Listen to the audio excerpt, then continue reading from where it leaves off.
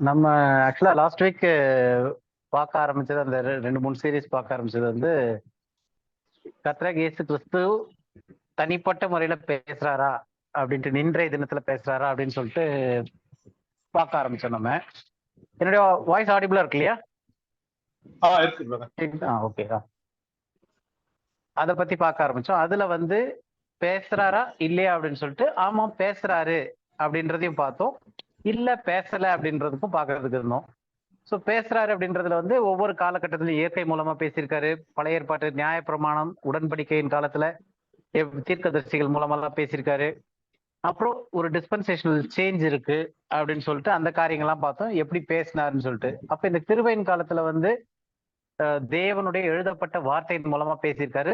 அதை படிக்கும் போது நமக்கு அதை பத்தி தெரியும் அப்படின்னு சொல்லிட்டு அதன் மூலமாக வேதத்தை வாசிப்பதன் மூலமாக அதுவும் சரியா பகுத்து இந்த கிருபையின் காலத்துக்கு என்ன இருக்கு அப்படின்றத நம்ம பார்த்து படிக்கும் போது அதன் மூலமாக தேவன் நம்மளோட கம்யூனிகேட் பண்றாரு. பேசுறதுன்றது வந்து எதுக்காக பேசுறாங்க அப்படின்னா கம்யூனிகேட் பண்றதுக்காக. அப்ப இதன் மூலமாக தேவன் நம்மளோட கம்யூனிகேட் பண்றாரு அப்படின்னு சொல்லிட்டு அதை பார்த்தோம். அதுக்கு அடுத்தது எதுக்காக அப்படி பேசுறாரு அப்படின்னும் போது தேவனை குறித்த அறிவு அடையிறதுக்கும் இந்த கிருபையின் காலத்தை குறித்தும் கிறிஸ்துவனுடைய ரகசியங்களை பத்தி இருக்கிற காரியங்களை குறித்தும் நம்ம தெரிந்து கொள்றதுக்காக இந்த கிருபையின் காலத்துக்கான ஒரு டீச்சிங், நமக்கு ஆண்டவர் என்ன செஞ்சு வச்சிருக்காருன்ற அறிவு நமக்கு வரணும் அப்படின்றதுக்காக தேவனுடைய வார்த்தையின் மூலமா அவர் பேசுறாரு, ரைட்லி டிவைட் பண்ணி அப்படின்னு சொல்லிட்டு அதை பார்த்தோம். ஸோ இது வந்து நம்ம 2 வாரமா பார்த்துக்கிட்டு இருந்தோம். அதுக்கப்புறம் எப்படி பேசல அப்படின்றத பார்க்க ஆரம்பிச்சோம். அதுல வந்து ஆடிபிளா பேசுறது கிடையாது, விஷுவலா பேசுறது கிடையாது, புது புது வெளிப்பாட்டுகள் மூலமா பேசுறது கிடையாது அப்படின்னு பார்த்துட்டு, ஏன் அப்படின்னா இன்னைக்கு ஏகப்பட்ட பேர் வந்து பரிசுத்தாவியர் சொன்னாரு, பரிசுத்தாவியர் செஞ்சாரு, நாங்க பார்த்தோம், ஆண்டவர் கூட சொல்லியிருக்காருன்னு சொல்லிட்டு நிறைய விஷயங்கள் செய்யறாங்க. ஆனா எதுவுமே இல்லையா. நிறைய உதாரணத்துக்கு திருமணத்துல இருந்து பார்த்தோம், நிறைய பேர் வந்து திருமணத்தை வந்து சொல்றாங்க இந்த மாதிரிலாம்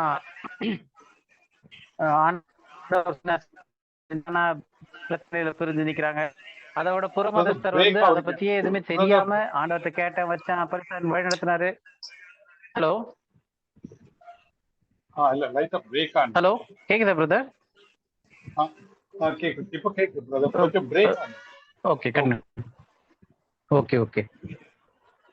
ஸோ அந்த மாதிரியான ஒரு காரியத்தெல்லாம் பார்த்துக்கிட்டு இருந்தோம். எப்படி இது வந்து அப்போ பரிசுத்தாவியானவர் தான் பேசுறாரா உண்மையிலே அப்படின்னு சொல்லி பார்க்கும்போது இந்த கிருபையின் காலத்துல அவர் அப்படி பண்றாரா அப்படின்றத பார்த்தோம். இப்ப பரிசுத்தாவியானவர் வந்து நம்ம வேதம் வாசிக்கும் போது அவர் தான் வந்து சொல்லித்தரார் அப்படின்னா எதுக்காக 45,000த்திற்கும் மேற்பட்ட டினாமினேஷன் உலக அளவுல பெரிய பெரிய டினாமினேஷன்ஸ், சின்னதெல்லாம் இல்லாம இண்டிவிஜுவல் சர்ச்சஸ், தனித்தனி இண்டிபெண்டன்ட் சர்ச்சஸ் மாதிரிலாம் இல்லாம கொள்கையின் அடிப்படையில டினாமினேஷனல் பிரிவுகளே வந்து 45க்கும் மேற்பட்ட இது வந்து இப்ப உள்ள 2023 கணக்குப்படி இருக்கு. ஏன்னா நான் இது கொஞ்சம் வருஷத்துக்கு முன்னாடி பார்க்கும்போது 42,000 டினாமினேஷன்ஸ் இருந்துச்சு. இப்ப 45,000 டினாமினேஷனுக்கு மேல ஆயிருக்கு சில வருஷங்கள்ல. அப்ப ஒரே வேதத்தை வச்சுட்டு ஒரே இயேசு கிறிஸ்துவ பிரசங்கிக்கும் போது எதுக்கு இத்தனை டினாமினேஷன்? ரெண்டாவது எல்லா டினாமினேஷன்காரங்களும் என்ன நினைக்கிறாங்க, அவங்களுடைய டீச்சிங்ஸ் தான் கரெக்டானது, மற்றது எல்லாத்துலயும் கொஞ்சம் தவறு இருக்குன்னு சொல்லி தான் அடுத்தடுத்த டினாமினேஷன்ஸ் ஆரம்பிக்கிறாங்க, மாறுறாங்க, போறாங்க. இப்ப சிஎஸ்சில இருக்கவங்க அதுல தப்புன்னு சொல்லிட்டு பெண்டிகாஸ்ல வராங்க, பெண்டிகாஸ்ல இருக்கவங்க அதுல தப்புன்னு சொல்லிட்டு இன்னொரு இதுக்கு போறாங்க. அப்படி எதுக்காக அப்படி அத்தனை டினாமினேஷன் மாறி போறாங்க? இல்ல உருவாக்கப்பட்டுச்சு அப்படின்னா அதுல இருக்க சில காரியங்கள் இது கிடையாது, இது கிடையாது, எங்களுக்கு ஆண்டவர் இதை வெளிப்படுத்திருக்காரு, இதுதான் கரெக்ட் அப்படின்னு சொல்லிட்டு. அப்ப ஒவ்வொரு காரியத்திலையும் இந்த குழப்பங்கள் வந்து வர்றது என்னன்னா, இந்த கிருபையின் காலத்துல ஆண்டவர் பேசுறாரு அப்படின்னு சொல்லிட்டு வசனத்தை ரைட்டா டிவைட் பண்ணி படிக்காதனால வரக்கூடிய குழப்பங்கள் அப்படின்னு பார்த்தோம். அப்ப சிஸ்டர் வசந்தி அப்புறம் கண்மணி இவங்களாம் வந்து அற்புதத்தை பத்தி, இன்னைக்கு அற்புதங்களும் நடக்குது, ஆண்டவர் பேசுறாரே அப்படின்னு சொல்லிட்டு நம்ம அந்த டாபிக்ஸ் பத்தி இப்ப கொஸ்டின் கேட்டிருந்தாங்க. அது போன வாரம் டைம் ஆயிடுச்சு, அதனால நம்மளும் சரி நல்லா டீடைல்டா எடுத்துடலாம் அதை பத்தி அப்படின்னு சொல்லிட்டு, அதனால இன்னைக்கு டாபிக் வந்து ரெகுலரா எடுத்த டாபிக்ல இருந்து கொஞ்சம் டிவியேட் ஆகி அந்த டவுட்டை பத்தி மேபி 1 or 2 weeks இந்த வாரத்துக்குள்ள முடிக்க முடியுதுன்னு தெரியல, ஸ்பீக்கர்ஸ் வச்சு நம்ம அதை பத்தி பார்ப்போம். ஸோ இதுல ஏகப்பட்ட இன்சைட்ஸ் இருக்கு. நம்ம முதலாவது புரிஞ்சுக்கிற சில விஷயங்கள் இருக்கு. ஏன்னா இன்னைக்கு அற்புதம் நடக்குதா நடக்கலையா அப்படின்றது ஒரு கேள்வி. இன்னைக்கு வந்து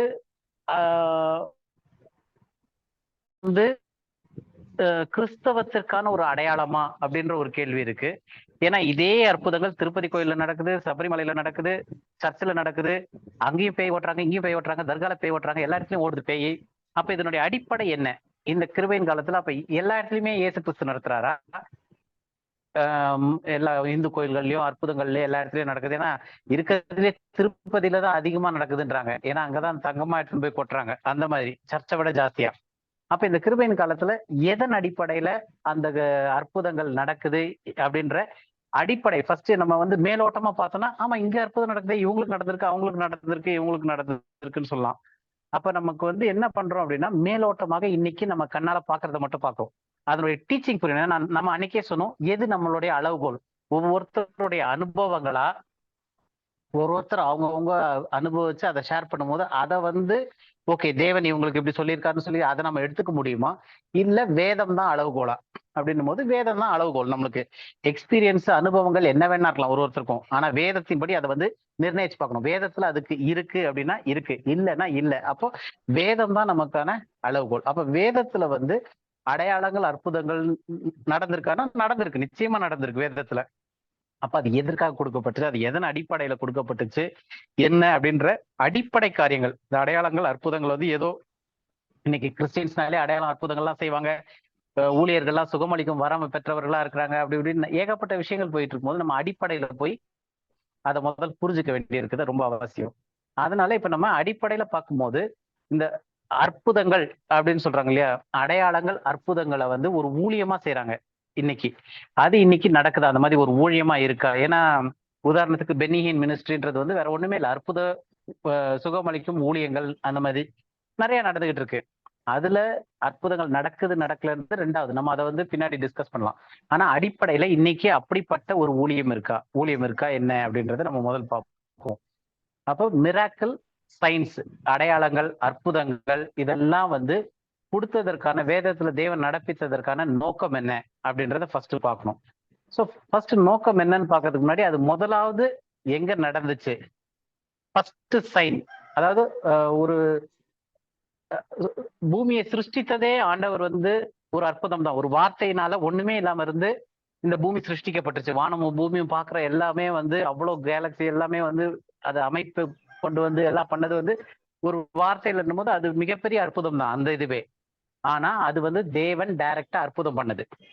இப்போ ஒரு நபர் மூலமா தேவன் அற்புதம் பண்றாரு. ஒரு மனுஷனுக்கு சுகமளிக்கும் வரம் இருக்கு, ஒரு மனுஷனுக்கு வியாக்கியான வரம் இருக்கு அப்படின்னு சொல்லிட்டு அந்த அற்புதங்கள் அடையாளங்கள் இது எல்லாத்தையும் ஒரு மனிதன் மூலமாக தேவன் நடப்பிக்கிறது. இதுக்குதான் நம்ம என்ன வார்த்தை சொல்றோம்னா ஆபீஸ் ஆஃப் மிராக்கிள். மிராக்கிள் அற்புதங்களின் ஊழியம், இல்லாட்டி அதனுடைய ஆபீஸ் இல்ல அந்த ஊழியம்னு சொல்லும் போது ஒரு நபரை பயன்படுத்தி தேவன் செய்யக்கூடிய அற்புதங்கள். தேவன் டைரக்டா செய்யாம ஒரு நபரை பயன்படுத்தி செய்யறது தான் வந்து அற்புத ஊழியங்களின் ஆபீஸ். அது ஃபர்ஸ்ட் எங்க ஆரம்பிச்சது? இந்த கேள்விக்கு வந்து யாராவது பதில் சொல்ல தெரிஞ்சதுன்னா, இல்ல உங்களுடைய ஐடியாஸ் எல்லாம் சொல்லுங்க. ஏன்னா இது வந்து ஆக்சுவலா பிரதர் லூயிஸ் நானும் டிஸ்கஸ் பண்ணும்போது பிரதர் தான் இந்த பாயிண்ட் கொடுத்துட்டு கேட்கவும் சொன்னாரு, நம்ம டிஸ்கஸ் பண்ணலாம் அப்படின்னு சொல்லிட்டு. அதனால ஒரு நல்ல விஷயம் அது. முதல் அற்புதம் ஆண்டவர் மனித கரங்கள் மூலமா செய்த முதல் அற்புதம் வேதத்துல ரெக்கார்ட் பண்ணப்பட்டிருக்கிறது எதுன்னு தெரியுமா? ஏதாவது ஐடியா?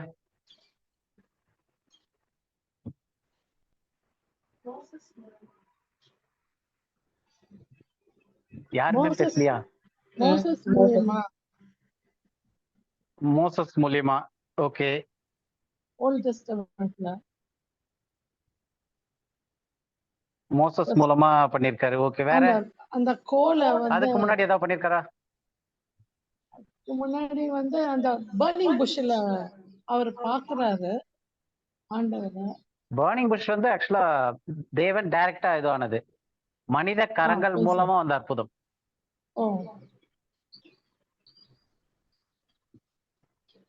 வேற யாராவது ஏதாவது சொல்றீங்களா?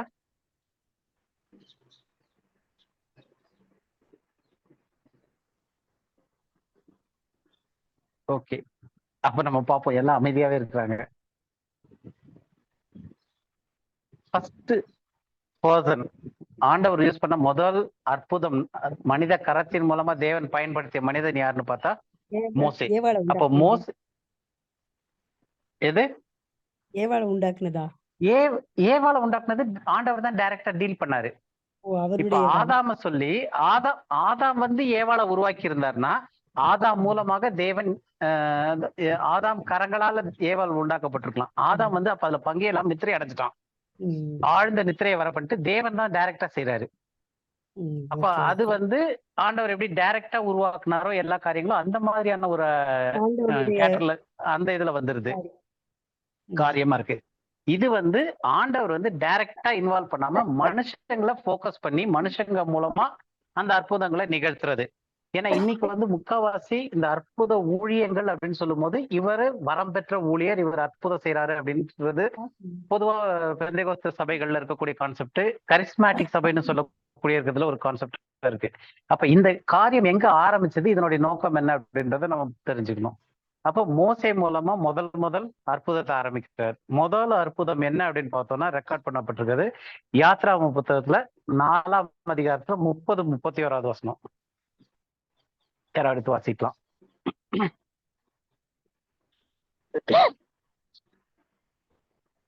யாத்ராகமம் 4:30-31.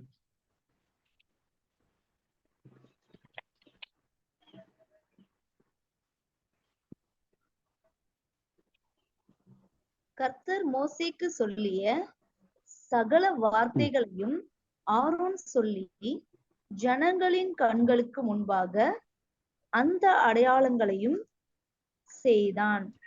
ஜனங்கள் விசுவாசித்தார்கள்.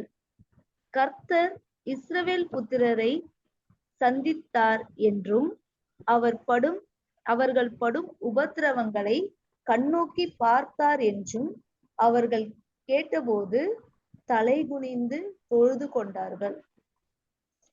ஓகே, இப்ப இந்த முதல் அற்புதம் என்ன அப்படின்னு பார்த்தோம்னா இந்த 4ஆவது அதிகாரம் முதல்ல இருந்து ஆரம்பிச்சு நம்ம படிச்சுட்டு வந்தோம்னா இப்ப அவ்வளவு டைம்ல அதனால நம்ம அந்த பாயிண்ட்டுக்கு மட்டும் வந்துட்டோம்.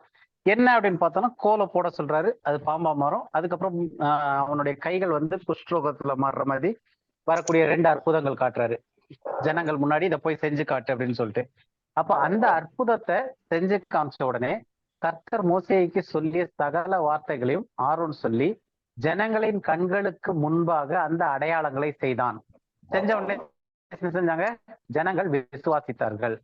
அப்போ முதல் ஒரு அற்புத ஆபீஸ், அந்த ஒரு மனிதன் மூலமாக அற்புதம் ஜனங்களுக்கு தேவன் நடப்பித்தது எதுக்கு அப்படின்னா அவர்கள் அதை கண்டு விசுவாசிக்கிறதுக்காக.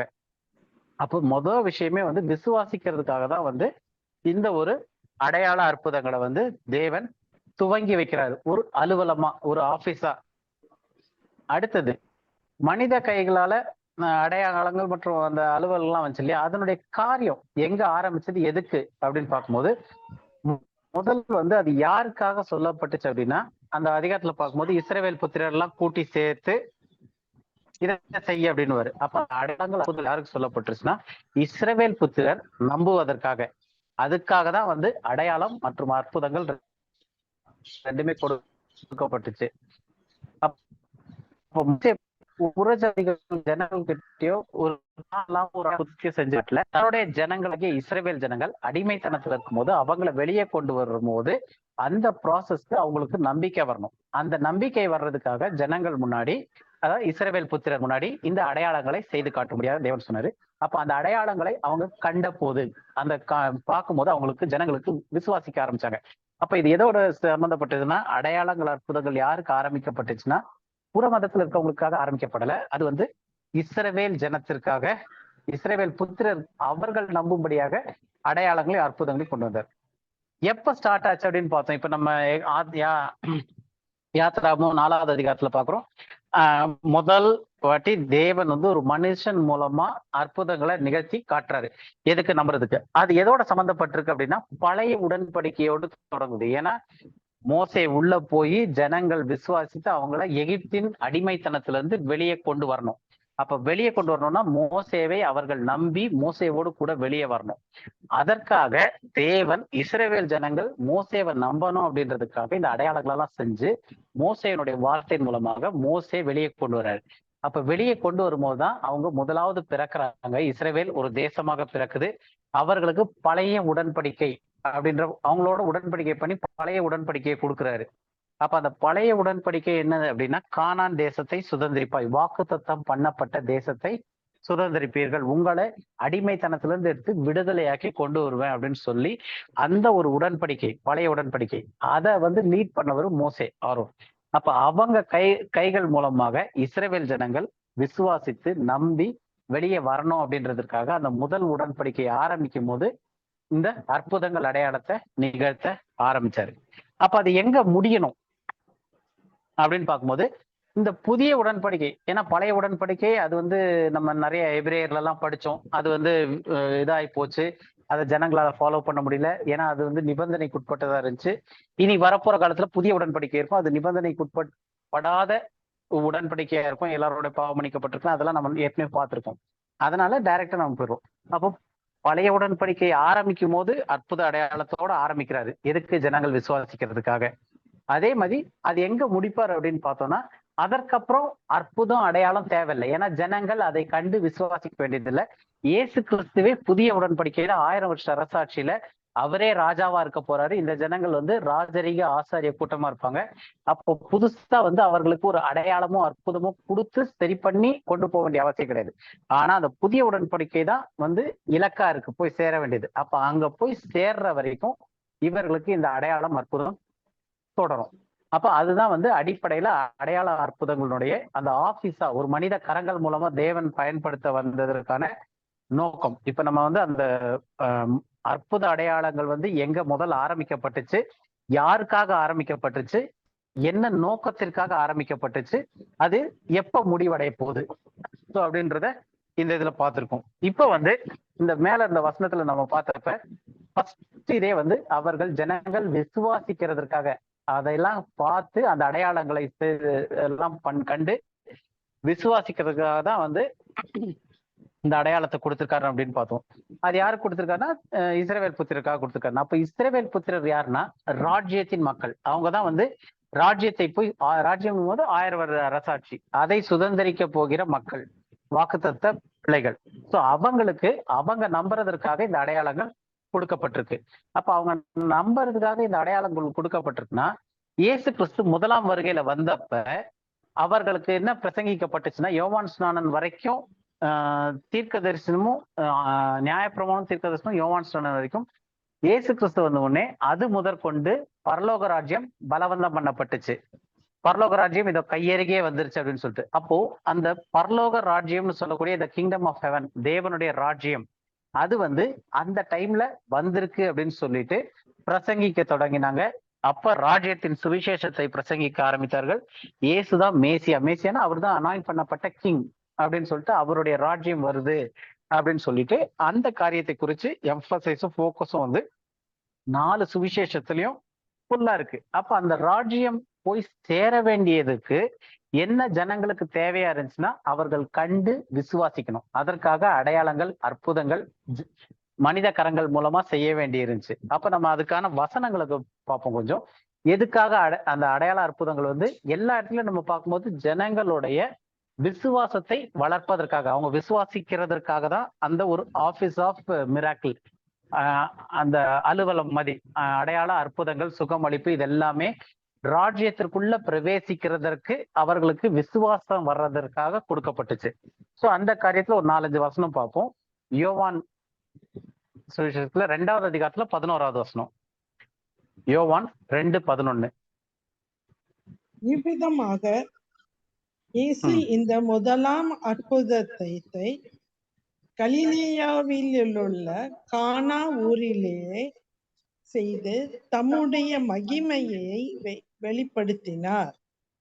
அவருடைய சீஷர்கள் அவரிடத்தில் விசுவாசம் வைத்தார்கள்.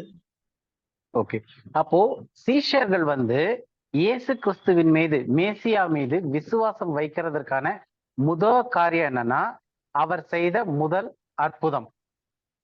இங்கிலீஷ்ல வந்து திஸ் பிகினிங் ஆஃப் மிராக்கிள்ஸ், அற்புதங்களுடனே ஆரம்பம் கானா ஊர்ல ஃபர்ஸ்ட் நடந்திருக்கு. அப்ப அதுக்கப்புறம் கண்டினியூஸா அற்புதங்கள் நடந்திருக்கு. அப்போ இந்த விதமாக இந்த முதல் அற்புதத்தை கலிலேயாவில் அவர் பண்ணதுனால நோக்கம் என்னது?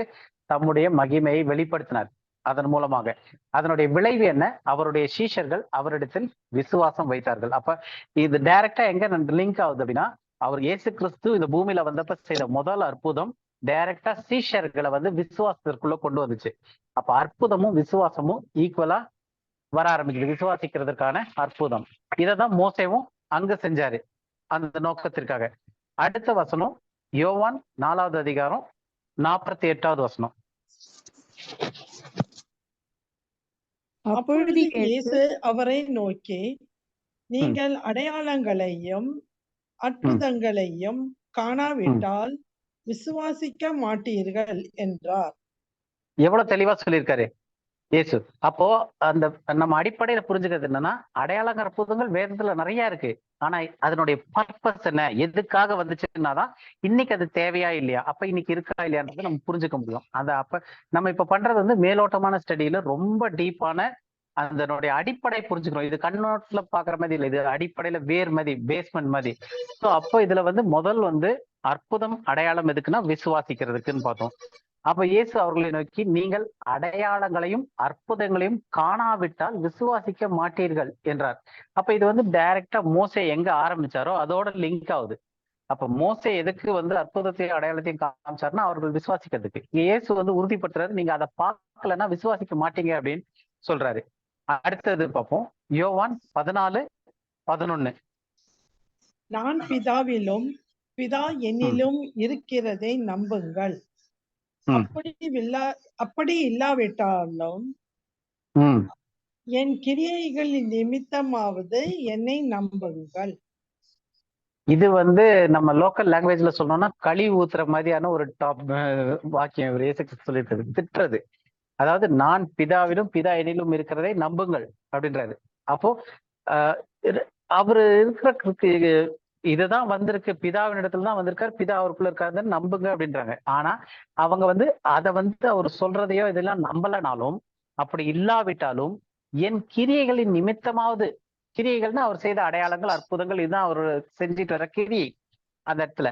அப்போ அந்த கிரியைகள் நீங்க சொல்லக்கூடியது அகைன் திரும்ப வந்து அதே அடையாளங்கள் அற்புதங்கள். அப்ப அப்படி இல்லாவிட்டாலும் நான் செய்கிற அடையாளங்கள் அற்புதங்களினாலாவது என்னை நம்புங்கள், அதுதான் வந்து என் கிரியைகளினாலாவது என்னை நம்புங்கள் அப்படின்னு சொல்லிட்டு இது வந்து திட்ட கொனோட்டேஷன்ல சொல்றாரு. டைரக்டாவே நீங்க நம்பிக்கணும், அப்படி இல்லாட்டி மேல வந்து சொல்றாரு நீங்க நம்ப மாட்டீங்கன்ற அடையாளம். இப்போ வந்து அட்லீஸ்ட் என்னுடைய அடையாளத்தையும் அற்புதத்தையும் பார்த்து என்னுடைய கிரியைகளை பார்த்தாச்சும் என்ன நம்புங்க மேசியா அப்படின்றத அவர் உறுதிப்படுத்தி சொல்றாரு. அடுத்தது யோவான்லே 20:29 வரைக்கும் உள்ள வசனங்கள். அதற்கு இயேசு, தோமாவே, நீ என்னை கண்டதினாலேயே விசுவாசித்தாய், காணாதிருந்தும் விசுவாசிக்கிறவர்கள் பாக்கியவான்கள் என்றார். இந்த புஸ்தகத்தில் எழுதியிராத உங்க மைக் வந்து சரியா கேட்க மாட்டேங்குது. கேட்க மாட்டேன் சிஸ்டர், உங்க மைக் சரியா கேட்க மாட்டேங்குது, ஏதோ விட்டு வருது. கொஞ்சம் ஆங்கிள் மாத்தி படிக்கணும், இல்ல வேற யாராவது யாருன்னா படிச்சாரு. நாங்க 2 பேரும் ஒண்ணா சார். ஆமா, இப்ப கேக்குது சிஸ்டர், இப்ப கேக்குது, படி. அப்படியா? இயேசு தோமாவே, நீ என்னை கண்டதினாலே விசுவாசித்தாய், காணாதிருந்தும் விசுவாசிக்கிறவர்கள் பாக்கியவான்கள் என்றார். இந்த புஸ்தகத்தில் எழுதிராத வேறு அநேக அற்புதங்களையும் இயேசு தமது சீஷருக்கு முன்பாக செய்தார். இயேசு தேவனுடைய குமாரனாகிய கிறிஸ்து என்று நீங்கள் விசுவாசிக்கும்படியாகவும், விசுவாசித்து அவருடைய நாமத்தினாலே நித்திய ஜீவனை அடையும்படியாகவும் இவைகள் எழுதப்பட்டிருக்கிறது. ஓகே, இப்ப இயேசு அந்த யோவான் சுவிசேஷம் வந்து கடைசி கிட்ட வந்தாச்சு. இப்ப இந்த இதுல வந்து இயேசு சொல்றது, அவர் உயிர் தெரிந்த பிறகு, அதற்கு இயேசு, தோமாவே, நீ என்னை கண்டதினாலே விசுவாசித்தாய். அப்ப அவர்களுடைய இதுல வந்து கண்டு விசுவாசிக்கிறதுன்னு ஒரு விஷயம் இருந்துச்சு. இன்னும் நம்ம சைட் ட்ராக்கு இன்னைக்கு போக வேணாம். பட் இது சொல்லணும்னா இயேசு கிறிஸ்து வந்து உயிர் தெரிந்து வந்து பரமேறதுக்கு முன்னாடி 40 நாள் அவர் உயிரோட இருக்கிறத தான் வந்து அவர்களுக்கு நிரூபிச்சுக்கிட்டே இருந்தாரு. ஏன் அப்படின்னா அதுல நிறைய பேர் நம்பலன்னு சொல்லிட்டு மத்தேயு கடைசி அதிகாரத்துல அந்த இதுலயும் வரும், யோவான்லயும் வரும். ஸோ அப்ப இவங்க எல்லாருமே வந்து இயேசு கிறிஸ்து உயிர் தெரிந்த பிறகு கூட அதை ஏற்று நம்பக்கூடிய அளவுல இல்லாத மாதிரி இருந்துச்சு. அதுக்கப்புறம் அவங்க டைரக்டா கண்டு அதுக்கப்புறம் விசுவாசிக்க ஆரம்பிக்கிறாங்க. அது மட்டும் இல்லாம யோவான் சொல்றாரு, இந்த புஸ்தகத்தில் எழுதிராத வேற அநேக அற்புதங்களையும் இயேசு தமது சீஷருக்கு முன்பாக செய்தார். ஏன்? அவரை விசுவாசிக்கணுன்றதுக்காக. இயேசு தேவனுடைய குமாரனாகிய கிறிஸ்து என்று நீங்கள் விசுவாசிக்கும்படியாகவும், விசுவாசித்து அவருடைய நாமத்தினாலே நித்திய ஜீவனை அடையும் இவைகள் எழுதப்பட்டிருக்கிறது. அப்போ அந்த காஸ்பல்ஸ்ல வந்து என்னெல்லாம் வந்து அற்புதங்கள் அடையாளங்கள் இயேசு செய்ததா போட்டிருக்கோ, அதை விட அநேக அற்புதங்கள் அடையாளங்களை இயேசு கிறிஸ்து சீஷர்களுக்கு முன்பதாக செஞ்சிருக்கிறாரு. அதெல்லாம் இதுல எழுதப்படவே இல்லை காஸ்பல்ஸ்ல. அப்ப ஏன் எழுதப்படலை? இது மட்டும் எழுதப்பட்டிருக்குன்னா, இவ்வளவு விஷயங்கள் நம்ம பார்க்கும்போது லைனா அற்புதங்களாதான் வந்துகிட்டு இருக்கு. இவ்வளவு விஷயங்கள் ஏன் எழுதப்பட்டிருக்கு அப்படின்னா, அட்லீஸ்ட் அதனாலயாச்சும் நீங்க இயேசு கிறிஸ்து தான் தேவனுடைய குமாரனாகிய கிறிஸ்துன்னு விசுவாசிங்க அப்படின்னு சொல்லிட்டு, அந்த ஒரு விசுவாசத்திற்காக இந்த காரியங்களாம் எழுதி வச்சிருக்காரு. என்ன காரியங்கள்? இயேசு செய்த அடையாளங்கள், அற்புதங்கள். அப்ப இது இல்லாமையும் நிறைய செஞ்சிருக்காரு சீஷர்கள் விசுவாசிக்கிறதுக்கு. அதனாலதான் மேல சொல்லியிருக்கு, தோமாவே நீ என்னை கண்டதினாலே விசுவாசித்தாய் அப்படின்னு சொல்லிட்டு. ஆனா காணாமல் விசுவாசிக்கிறவர்கள் பாக்கியவான்கள் என்றார். ஆனா அந்த டைம்ல எல்லாருமே வந்து அவர்கள் கண்டுதான் விசுவாசித்துக்கிட்டு இருந்தாங்க. இப்ப யூதர்களுக்கு வந்து ஏன் அந்த ஒரு தன்மை வந்துச்சு அப்படின்னா, இது ஆரம்பிக்கப்பட்டது அவர்களுடைய ஆபீஸ்ல மோசே மூலமா அற்புதத்தை செஞ்சு, அதனாலதான் வந்து என்ன சொல்லியிருக்குன்னா 1 கொரிந்தியர் 1:22 எடுத்து படிங்க. 1 கொரிந்தியர் 1:22.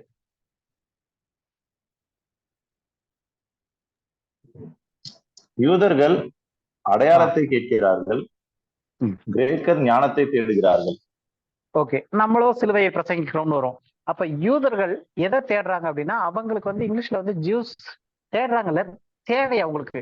ஜூஸ் ரெக்வயர்ட் சைன் அப்படின்னு இருக்கு. அப்ப யூதர்களுக்கு வந்து அடையாளம்ன்றது வந்து தேவையா இருக்கிறது. அவங்களுக்கு அது வந்து தேடுறாங்க, கேட்கிறாங்கன்றது கூட கிடையாது.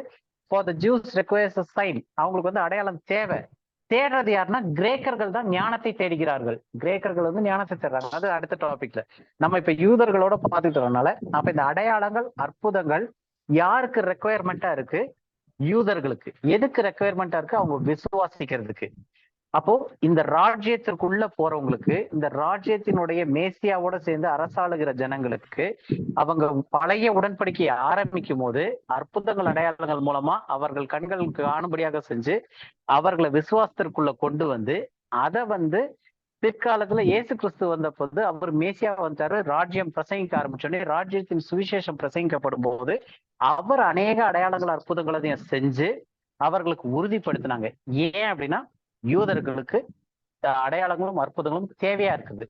Juice required sign. யூதர்கள் அடையாளத்தை கேட்கிறார்கள். அவங்க கேட்டிருக்காங்க. ஏன் தமிழ்ல வந்து வார்த்தை கேட்கிறார்கள்னு இருக்கு. ஆனா அதனுடைய கரெக்டானது வந்து அவர்களுக்கு தேவையா இருக்குது. யூதர்களுக்கு வந்து அது அடையாளம் தேவையா இருக்கு. ஆனா இன்னைக்கு இருக்கிற பாடி ஆஃப் கிரைஸ்ட், கிருபையின் காலத்துல வாழ்ற நமக்கு பவுல் வந்து ஒரு காரியத்தை எழுதுறாரு. 2 கொரிந்தியர் 5வது அதிகாரம் 6வது வசனம். 2 கொரிந்தியர் நாம் தரிசித்து நடவாமல் விசுவாசித்து நடக்கிறோம். அப்போ ஒரு பாடி ஆஃப் கிரைஸ்ட்ல கிருபையின் காலத்திற்கான அவருக்கு அந்த இன்சைட் வரும்போது அவர் என்ன சொல்றாரு? இவ்வளவு காலம் வந்து அவங்க பார்த்து அதை விசுவாசிக்கணும், அடையாளத்தை கண்டு விசுவாசிக்கணும். யூதர்கள் வந்து கண்டு அடையாளத்தின் மூலமாக, அடையாளம் அற்புதமே வந்து அவங்க பார்க்கறதுக்காக தான் நடக்குது, அதன் மூலமாக அவங்க விசுவாசிப்பாங்கன்றது. ஆனா இங்க வந்து பவுல் சொல்லும்போது நாம் தரிசித்து நடவாமல் அப்படின்னா கண்டு. நமக்கு அது தேவையில்லை. இப்ப எனக்கு ஒரு அற்புதம் நிகழ்ச்சி, நான் அதை பார்த்தாதான் இயேசு விசுவாசிக்கணும் இல்ல, நான் வந்து விசுவாசத்தினால நடக்கிறேன். ஏன்னா வேதத்துல இருக்கு. அப்ப நான் காணாமல் விசுவாசிக்கிறவன். அப்போ நம்ம வந்து தரிசித்து நடவாமல் விசுவாசித்து நடக்கிறோம். அப்போ இப்ப இந்த இவ்வளவு நேரம் நம்ம பார்த்துட்டு வந்திருக்கிறது என்ன அப்படின்னு பார்த்தோம்னா, இந்த அடையாள அற்புதங்கள்லாம் எங்க ஆரம்பிச்சது, யாருக்காக ஆரம்பிச்சது, அது இயேசு கிறிஸ்து வரும்போது என்ன நோக்கத்திற்காக வந்தாரு? ராஜ்யத்தை ஸ்தாபிக்கிறதுக்காக வந்த டைம்.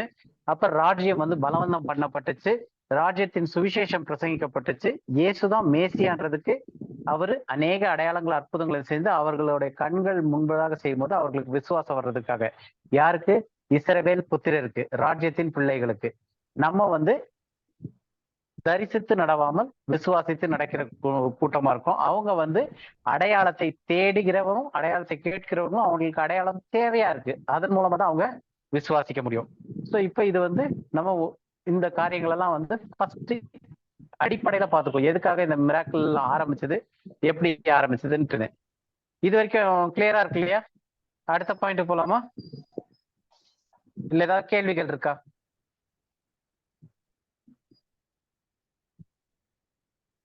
ஏதாவது கேள்விகள் இருக்கா? இல்ல அடுத்த பாயிண்ட் போலாமா? போலாம். கிளியரா இல்லையா? ஓகே. அடுத்தது இப்ப அடையாளங்கள் அற்புதங்கள்னு சொல்லும் போது இயேசு கிறிஸ்து இந்த பூமியில வாழ்ந்தப்ப அவருடைய பூமிக்குரிய ஊழியத்தின் போது 4 சுவிசேஷ காலம்னு சொல்றோம் இல்லையா? அந்த இயேசு கிறிஸ்து பூமியில வாழ்ந்தப்ப இருந்த காரியங்களை வந்து ரெக்கார்ட் பண்ணப்பட்டிருக்கிறது 4 சுவிசேஷத்திலயும் இருக்கு. அப்ப அந்த 4 சுவிசேஷங்கள்ல இருந்தும் அந்த டைம் பீரியட்ல செய்த அற்புதங்கள், அடையாளங்கள், அந்த காரியங்கள் எதற்காக இருக்கு அப்படின்றத பார்ப்போம். அதுல முதலாவது இயேசு கிறிஸ்து செய்த அடையாளம். கர்த்தராகிய இயேசு கிறிஸ்து எதற்காக அடையாளங்களையும் அற்புதங்களையும் செய்தார் அப்படின்னா, அவர் மேசியா அப்படின்றதற்கான ஆதாரமும் அடையாளமும் இது ரெண்டும் வந்து அவர் நிரூபிக்கணும். ஏன்னா பழைய ஏற்பாட்டுல வந்து மேசியா வரும்போது இப்படியெல்லாம் நடக்கும் அப்படின்னு சொல்லிட்டு சில தீர்க்க தரிசனங்கள் இருக்கு. அந்த தீர்க்க தரிசனத்தை யார் மேசியா வரவர் வந்து நிறைவேற்ற வேண்டியிருக்கு. அப்ப அந்த அதுதான் வந்து அவர் மேசியான்றதுக்கு அடையாளமா சொல்லப்பட்டிருக்கு. அப்ப அந்த மாதிரி சொல்லப்பட்டதுல நிறைய தீர்க்க தரிசனங்கள் இருக்கு. இயேசு கிறிஸ்து தான் மேசியான்றதுக்கு ஈவன் அவர் பிறப்புல இருந்து எல்லாமே இருக்கு. நம்ம இப்ப போக்கஸ் வந்து அடையாளங்கள் அற்புதங்கள்னு பாக்குறதுனால அடையாளம் அற்புதம் மேசியாவா வரும்போது அவர் என்ன செய்வார் அப்படின்றத மட்டும் ஒரு சில வசனங்கள், ஒரு 2-3 வசனம் மட்டும் பார்ப்போம். ஸோ பழைய ஏற்பாட்டுல மேசியா தான் மேசியா வரும்போது என்னெல்லாம் நடக்கும் அப்படின்னு சொல்லிட்டு பழைய ஏற்பாட்டு தீர்க்க தரிசனங்கள்ல சொல்லப்பட்டிருக்கிற சில காரியத்தை வந்து நம்ம பார்ப்போம். முதலாவது ஏசாயா புத்தகத்துல ஏசாயால 29:18-19. அக்காலத்திலே செவிடர் புஸ்தகத்தின் வசனங்களை கேட்பார்கள். குருடரின் கண்கள் இருளுக்கும் அந்தகாரத்துக்கும் நீங்களாக்கி பார்வையடையும். திறமையானவர்கள் மிகவும் மகிழ்ந்து மனுஷரில் எளிமையானவர்கள் இஸ்ரவேலின் பரிசுத்திற்குள் களி கூறுவார்கள். ஓகே. அக்காலத்திலே அப்படின்னும் போது அந்த நாட்கள், அக்காலத்திலே அப்படின்னு வர்றது எல்லாமே வந்து அவர்கள் ராஜ்யத்திற்குள்ள பிரவேசிக்க போற அந்த டைம். அதுதான் வந்து வேதத்துல வந்து தீர்க்க தரிசனத்துல எழுதக்கூடிய லாங்குவேஜ்ல வந்து அக்காலத்திலேன்னா அந்த டைம்ல அப்படின்னும் போது அது வந்து ராஜ்யத்திற்கு உள்ள என்ட்ராக போற டைம். அப்ப இது எப்ப வந்துச்சு? இயேசு கிறிஸ்து வந்த பிறகு முதல் தடவையா வந்து ராஜ்யத்தின் சுவிசேஷம் பிரசங்கிக்கப்பட்டிருக்கு. இதோ கையருகே வந்துட்டு ராஜ்யம் வந்துருச்சு அப்படின்னு சொல்லிட்டு. அப்ப அந்த ராஜ்யத்தின் சுவிசேஷம் பிரசங்கிக்கப்பட்ட அந்த காலத்துல அவங்க ஆயத்தமா ராஜ்யத்துக்குள்ள என்ட்ராகணும் அப்படின்ற இந்த டைம்ல வந்து என்ன நடக்கும்? செவிடர் புஸ்தகத்தின் வசனத்தை கேட்பார்கள். அப்ப செவிடர்கள் கேட்க ஆரம்பிப்பாங்க. குருடர்கள் பார்வை அடைவார்கள். அந்த காரியங்களாம் இருக்கு மிராக்கல்ல. யாரு அக்காலத்திலேனா மேசியா வருகிற காலத்திலே. அடுத்தது ஏசாயால 35வது அதிகாரத்துல 5-6 2 வசனங்கள்.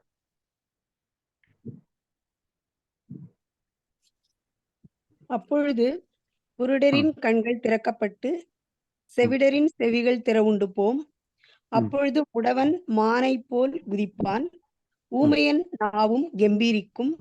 வனாந்திரத்திலே தண்ணீர்களும் கடு வெளியிலே ஆறுகளும் பாய்ந்து ஓடும். சோ அப்ப இதுலயும் வந்து அப்பொழுது அப்படின்னும் போது அதுக்கு முந்தின வசனம் எல்லாம் படிச்சு பார்த்தோம்னா அந்த மில்லினியல் 1000 வருஷ அரசாட்சியை பத்தி சொல்லிட்டு வர டைம்.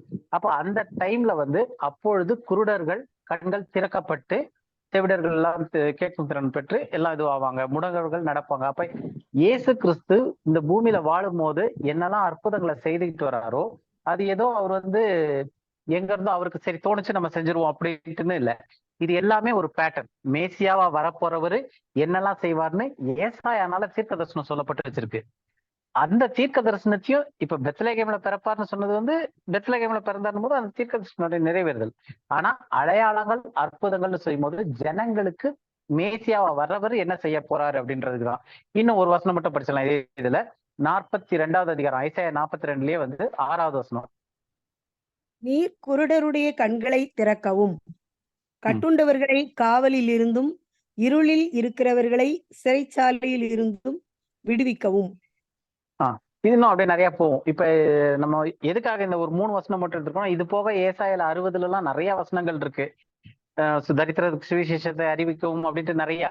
சோ இதெல்லாமே வந்து இருக்கும்போது நம்ம ஒரு புரிதலுக்காக இந்த ஒரு 3 வசனம் எடுத்தோம். என்ன காரியம் அப்படின்னா இயேசு கிறிஸ்து மேசியாவாக இந்த பூமியில வரும்போது அவரு இந்த காரியங்களை செய்வார் அப்படின்னு சொல்லிட்டு தீர்க்க தரிசனம் சொல்லப்பட்டிருக்கு. அப்ப இத வந்து இயேசு கிறிஸ்து எங்க ப்ரூவ் பண்றாரு அவர் தான் மேசியா அப்படின்றதுக்கு? அதுலயும் வேதத்திலே இருக்கு. புதிய ஏற்பாட்டுல அதனுடைய நிறைவேறுதல்ல ஒரு மிகப்பெரிய கன்ஃபர்மேஷன் இருக்கு. அது வந்து ரொம்ப ஒரு இதுவான இது. மத்தேயு 11வது அதிகாரத்துல முதல் வசனத்துல இருந்தே படிச்சலாமே, 1ல இருந்து 5 வரைக்கும். மத்தேயு 11வது அதிகாரம் 1ல இருந்து 5 வரைக்கும்.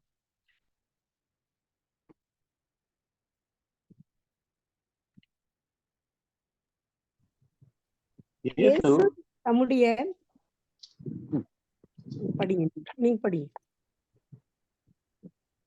இயேசு தம்முடைய கார்த்திகேயன் படிக்க சொல்லுங்க. 12 சீஷர்களுக்கும் கட்டளை கொடுத்து முடித்த பின்பு அவர்களுடைய பட்டணங்களில் உபதேசிக்கவும் பிரசங்கிக்கவும் அவ்விடம் விட்டு போனார். அத்தருணத்தில் காவலில் இருந்த யோவான் கிறிஸ்துவின் கிரியைகளை குறித்து கேள்விப்பட்டு தன் சீஷரில் 2 பேரை அழைத்து, வருகிறவர் நீர்தானா அல்லது வேறொருவர் வர காத்திருக்க வேண்டுமா? ஒரு நிமிஷம் கார்த்திகேயன். இப்போ யோவான் ஸ்நானகன் வந்து இயேசு கிறிஸ்துனுடைய கிரியைகளை கேள்விப்பட்டு அவர் வந்து அவருடைய டிசைபிள் அனுப்புறாரு. யோவான் ஸ்நானகன் அனுப்பி கேள்வி வந்து 3வது வசனத்துல வந்து, வருகிறவர் நீர்தானா அல்லது வேறு ஒரு வர காத்திருக்க வேண்டுமா அப்படின்னு சொல்லி கேட்கிறாரு. அப்ப வருகிறவர் நீர்தானா, அவங்க எதிர்பார்த்துட்டு இருக்கிறது யாரு? மேசியா. அப்ப வரப்போகிற மேசியா நீர்தானா இல்ல வேற ஒருத்தரா? ஏன் இந்த கேள்வி ஏன் யோவான் ஸ்நானனுக்கு வந்துச்சுன்னா, அவர் செய்யற கிரியைகள்லாம் கேள்விப்படுறாரு. அப்ப கிரியைகள்லாம் கேள்விப்பட்டோடனே, இந்த கேள்வி வந்தோடனே இயேசு என்ன பதில் சொல்லிருக்கணும்? ஆமா நான் மேசியா, இல்ல நான் மேசியா இல்ல. இது 2 தான் அவர் கேட்ட கேள்விக்கு. வருகிறவர் நீர்தானா அல்லது வேற ஒருவரானா, ஆமா வரப்போறவர் நான் தான், இல்ல வரப்போறவர் வேற ஒருத்தர் அப்படின்னு சொல்லணும். ஆனா இயேசு என்ன பதில் சொல்றாரு? 4வது 5வது 2 வசனத்துல படிங்க. இயேசு அவர்களுக்கு பிரதியுத்தரமாக, நீங்கள் கேட்கிறதையும் காண்கிறதையும் யோவானிடத்தில் போய் அறிவியுங்கள். குருடர் பார்வையடைகிறார்கள், சப்பானிகள் நடக்கிறார்கள், குஷ்டரோகிகள் சுத்தமாகிறார்கள், செவிடர் கேட்கிறார்கள், மரித்தோர் எழுந்திருக்கிறார்கள், தரித்திரருக்கு சுவிசேஷம் பிரசங்கிக்கப்படுகிறது. இப்ப இது எல்லாமே வந்து நம்ம பழைய ஏற்பாட்டுல இருந்து எடுத்தோம்னா மேசியா வரும்போது செய்யக்கூடிய அடையாளங்கள். அப்ப இந்த காரியங்கள் எல்லாம் மேசியா வர்ற மேசியா வந்து இதெல்லாம் நிறைவேற்றுவார்னு தீர்க்க தரிசனம் இருக்கு. அப்ப அந்த தீர்க்க தரிசனம் யோவான் ஸ்நானனுக்கு தெரிஞ்சனால இவர் வந்து அற்புதத்தெல்லாம் செய்யறாருன்னு கேள்விப்பட்ட உடனே, வரப்போற ஒரு நீர்தானா இல்ல வேற ஒருத்தர் வர்றதுக்கு நீங்க வழியை ஏன்னா யோவான் ஸ்நானனே வந்து வழியை ஆயத்தம் பண்ண வந்தவர். அப்ப அந்த மாதிரி நீங்களும் ஒருத்தரா இல்ல நீங்க தான் மெய்யானாலான்னு? அப்போ யோவான் ஸ்நானன் செய்யாத அற்புதங்களையும் அடையாளங்களையும் இவர் செய்யும் போது அந்த கேள்வி வருது. அப்ப இவர் என்னன்றாரு பதில்? ஆமா இல்லைன்னு சொல்லாம அவங்க கிட்ட நீங்கள் கேள்விப்படுகிறதையும் காண்கிறதையும், அப்ப அவங்க இருக்கும் போது பாக்குறாரு, அவர் செய்யறாரு மிராக்கிள். அவர் அற்புதங்களை செய்யும் போது நீங்க கேள்விப்பட்டது மட்டும் இல்ல, நீங்க இப்ப பாக்குறதையும் காண்கிறதையும் யோவான் இடத்துல போய் அறிவிங்கள்னு சொல்லிட்டு, பழைய ஏற்பாட்டு தீர்க்க தரிசனத்துல மேசியா வரும்போது என்னெல்லாம் அடையாள அற்புதங்கள் அவர் மூலமாக நடக்கணுமோ, தேவன் நடப்பிக்க போறாரோ அந்த காரியத்தை குறித்து அவருக்கு வெவ்வேறு சொல்றாரு. அப்ப இந்த அடையாளங்கள் அற்புதங்கள் எல்லாமே இவர் தான் மேசியா, இவர் ராஜ்யத்துக்குள்ள போறாருன்றதுக்கான காரியமா வந்து நிக்குது. அடுத்து இன்னொரு வசனம் படிச்சிடலாம். யோவான்ல 5வது அதிகாரம் 36வது வசனம். யோவான் 5:36. யோவானுடைய சாட்சி. நீங்க தான் படிங்க. இல்ல நீங்க படிங்க. அப்படியா? யோவானுடைய சாட்சியை பார்க்கிலும் மேன்மையான சாட்சி எனக்கு உண்டு. அது என்னவெனில், நான் நிறைவேற்றும்படிக்கு பிதாவானவர் எனக்கு கற்பித்ததும் நான் செய்து வருகிறதுமான கிரியைகளே பிதா என்னை அனுப்பினார் என்று என்னை குறித்து சாட்சி கொடுக்கிறது. இப்ப இதுல வந்து யோவானுடைய சாட்சியை பார்க்கிலும் மேன்மையான சாட்சி எனக்கு உண்டு. அப்ப யோவான் சொன்ன வந்து இவர் தான் மேசியா, உலகத்தின் பாவத்தை சுமந்து தீர்க்கிற தேவாட்டுக்குட்டின்னு சொல்லி சொல்றாரு. அப்ப அந்த மாதிரியான சாட்சியை காட்டிலும் எனக்கு மேன்மையான ஒரு சாட்சி உண்டு. அது என்னென்னில், நான் நிறைவேற்றும்படிக்கு பிதாவானவர் எனக்கு கற்பித்த நான் செய்து வருகிறதுமான கிரியைகளே. அப்ப இந்த கிரியைகள்லாம் யார் மூலமா யாருக்காக எப்படி செஞ்சுக்கிட்டு இருக்காருன்னா, பிதாவானவர் மூலமாக இயேசு கிறிஸ்து. அப்ப இயேசு கிறிஸ்து இங்க செய்யறதே, மேசியாவா அவர் வந்து செய்யறதே வந்து ஒரு ஆபீஸ். ஏன்னா இயேசு கிறிஸ்து மாம்சத்தில் வெளிப்பட்டிருக்காரு. அந்த மாம்சத்தில் வந்து அவர் கிரியைகள் செய்யும் போது பிதாவானவர் அவரை செய்ய வைக்கிறாரு. அதுவே என்ன சாட்சின்றாரு? பிதா என்னை அனுப்பினார் என்று என்னை குறித்து சாட்சி கொடுக்கிறது. அப்ப அவர் செய்யற கிரியைகள் எல்லாமே வந்து எதை சாட்சி கொடுக்குதுன்னா, பிதா அவரை அனுப்பியிருக்கிறார் அப்படின்ற சாட்சி. அப்ப அவர் தான் மேசியா, வரப்போகிறவர். இப்ப இந்த யோவான் முன்னாடி கேட்ட கேள்விக்கும் இந்த கேள்விக்கும் ஒரே விளக்கம் தான். ரெண்டுமே வந்து இவர்தான் மேசியா அப்படின்றத ப்ரூவ் பண்றதற்காக, அந்த காரியங்கள்லாம் தீர்க்க தரிசனம்லாம் நிறைவேறதற்காக இவர் செய்த, இயேசு கிறிஸ்து இந்த பூமியில வாழ்ந்தப்ப செய்த அடையாளங்கள் அற்புதங்களா இருக்கு. இது வந்து இயேசு கிறிஸ்துவ குறித்து அவர் இந்த பூமியில வாழ்ந்த என்னெல்லாம் அடையாள அற்புதம் செஞ்சாரு அப்படின்னு சொல்லிட்டு. அதுக்கப்புறம் 12 அப்போஸ்தலர்கள் அவங்க என்ன செஞ்சிருக்காங்க அப்படின்னு பார்க்கும்போது, 12 அப்போஸ்தலர்களும் அந்த 4 சுவிசேஷ டைம்ல அற்புதங்களை செஞ்சாங்க அப்படின்னா, ஆமா.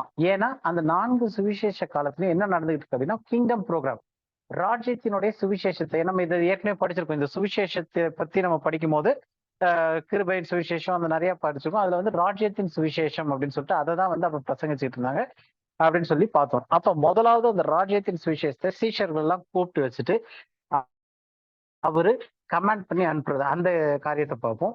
மத்தேயு 10வது அதிகாரம் 5ல இருந்து 8வது வசனம் வரைக்கும். மத்தேயு 10வது அதிகாரம் 5ல இருந்து 8.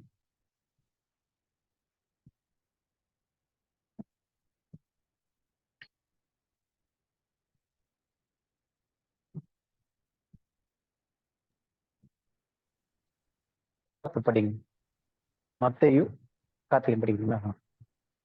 10வது அதிகாரம் 5ல இருந்து 8வது வசனம் இருக்கும்.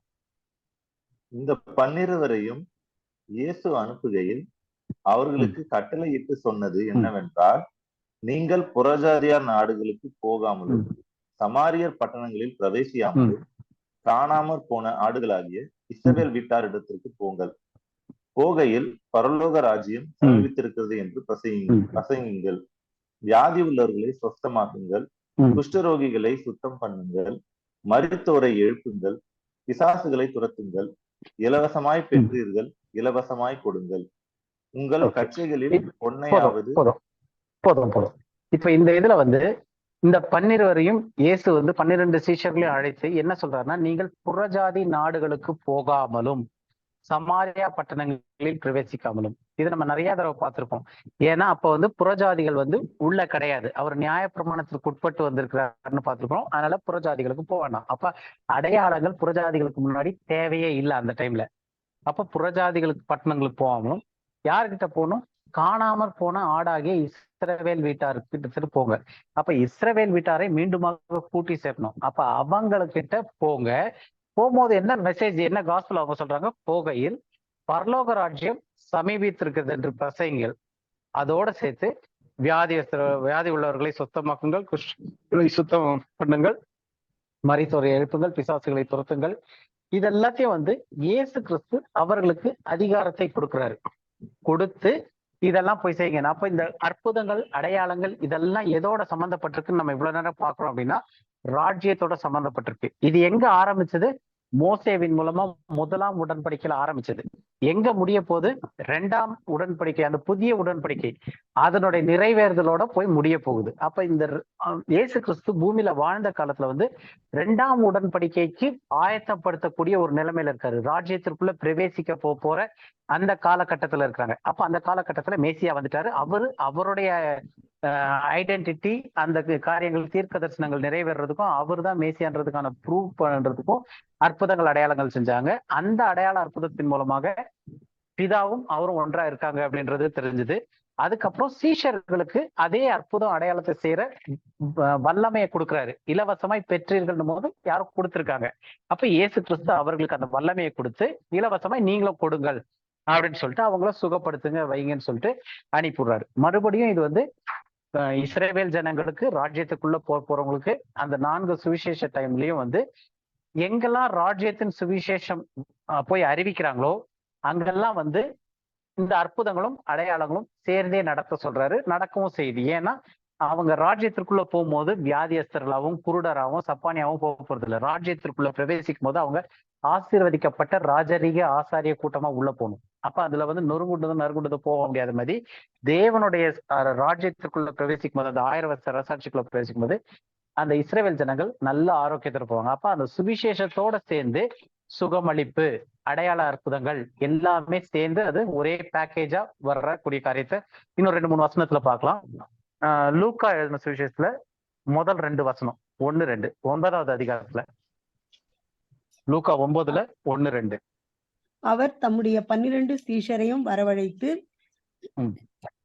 சகல பிசாசுகளை துரத்தவும் வியாதி உள்ளவர்களை குணமாக்கவும் அவர்களுக்கு வல்லமையும் அதிகாரமும் கொடுத்து தேவனுடைய ராஜ்யத்தை குறித்து பிரசங்கிக்கவும் பிணியாளிகளை சொஸ்தமாக்கவும் அவர்களை அனுப்பினார்.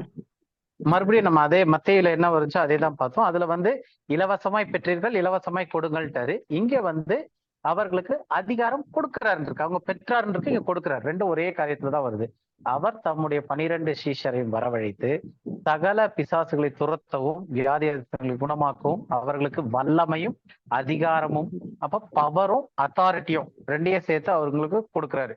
கொடுத்து என்ன நோக்கத்துக்காக? தேவனுடைய ராஜ்யத்தை குறித்து பிரசங்கியும் பண்ணும். அப்ப பிரசங்கிக்கும் போது அதோட சேர்ந்து என்ன வரணும்? வியாதிகள் சுகமாகணும், அடையாளங்கள் அற்புதங்கள் நடக்கணும், எல்லாம் ஹீல் ஆகி அந்த மொத்தமா ஒரு ஹோலிஸ்டிக்னு சொல்லுவாங்க, அதாவது பூரணம் அடைஞ்சு ஒரு சுகத்தோட நல்லா உள்ள போறதுக்கு. அப்ப அந்த சுவிசேஷத்தோட சேர்ந்து அவங்களுக்கு சொல்றாரு பிணியாளிகளை சுத்தமாக்கவும் அவர்களை அனுப்பினார். இப்ப அதே காரியம் அந்த அப்போஸ்தலர்கள் போகும்போது மறுபடியும் ராஜ்யத்தினுடைய சுவிசேஷத்தோட சேர்ந்து இந்த அற்புதங்கள் அடையாளங்கள் சுகமளிப்பு எல்லாமே சேர்ந்து வருது. அதே 9வது அதிகாரத்துல 10வது 11வது வசனம் படிங்க. அப்போஸ்தலர் திரும்பி வந்து தாங்கள் செய்த யாவையும் அவருக்கு விவரித்து சொன்னார்கள். அப்பொழுது அவர் அவர்களை கூட்டிக் கொண்டு தனித்திருக்கும்படி பெத்சாயிதா என்னும் பட்டணத்தை சேர்ந்த வனாந்திரமான ஒரு இடத்துக்கு போனார். ஜனங்கள் அதை அறிந்து அவர் பின்னே போனார்கள். அவர்களை அவர் ஏற்றுக்கொண்டு தேவனுடைய ராஜ்யத்தை குறித்து அவர்களுடனே பேசி சொஸ்தம் அடைய வேண்டும் என்று இருந்தவர்களை சொஸ்தப்படுத்தினார்.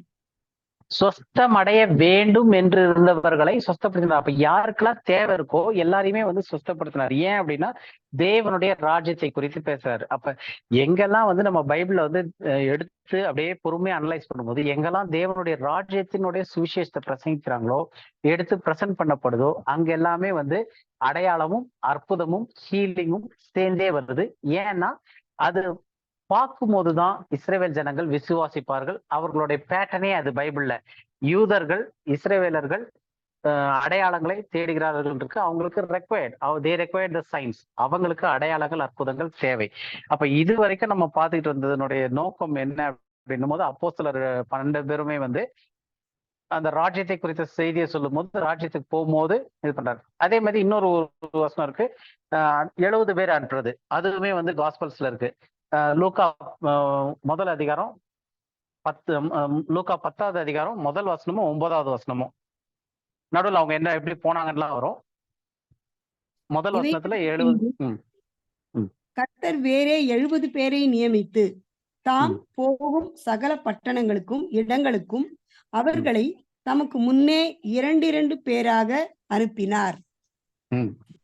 9வது வசனமும் அவ்விடத்தில் உள்ள பிணியாளிகளை சொஸ்தமாக்கி தேவனுடைய ராஜ்யம் உங்களுக்கு சமீபமாய் வந்திருக்கிறது என்று அவர்களுக்கு சொல்லுங்கள்.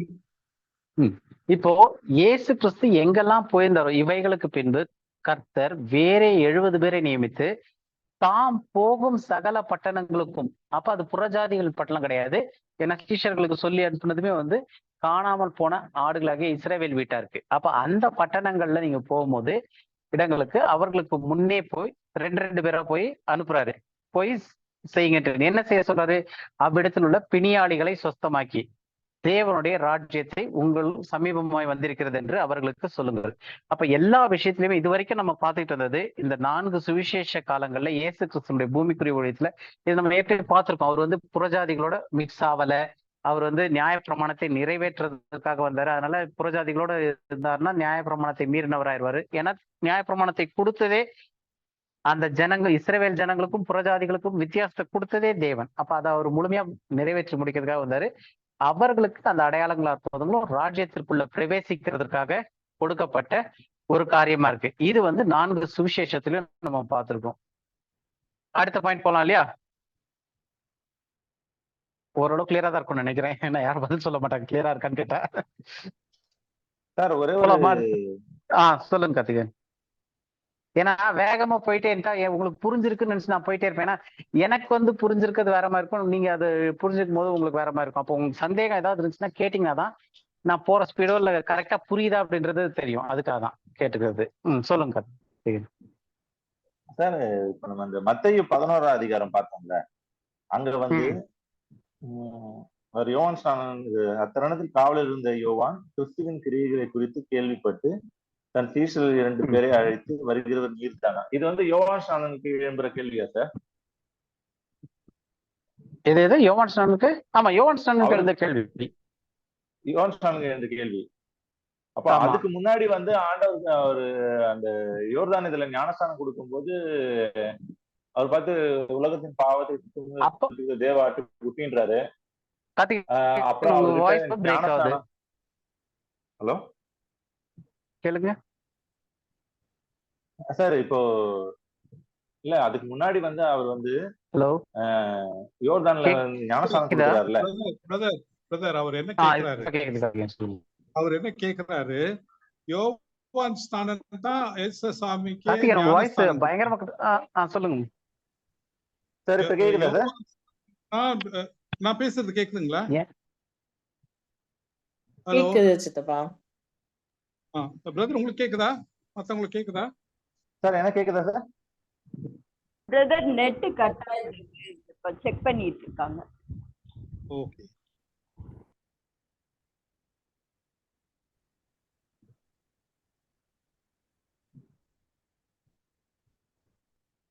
பிரதருடைய நெட் கட் ஆயிடுச்சு. ஓகே.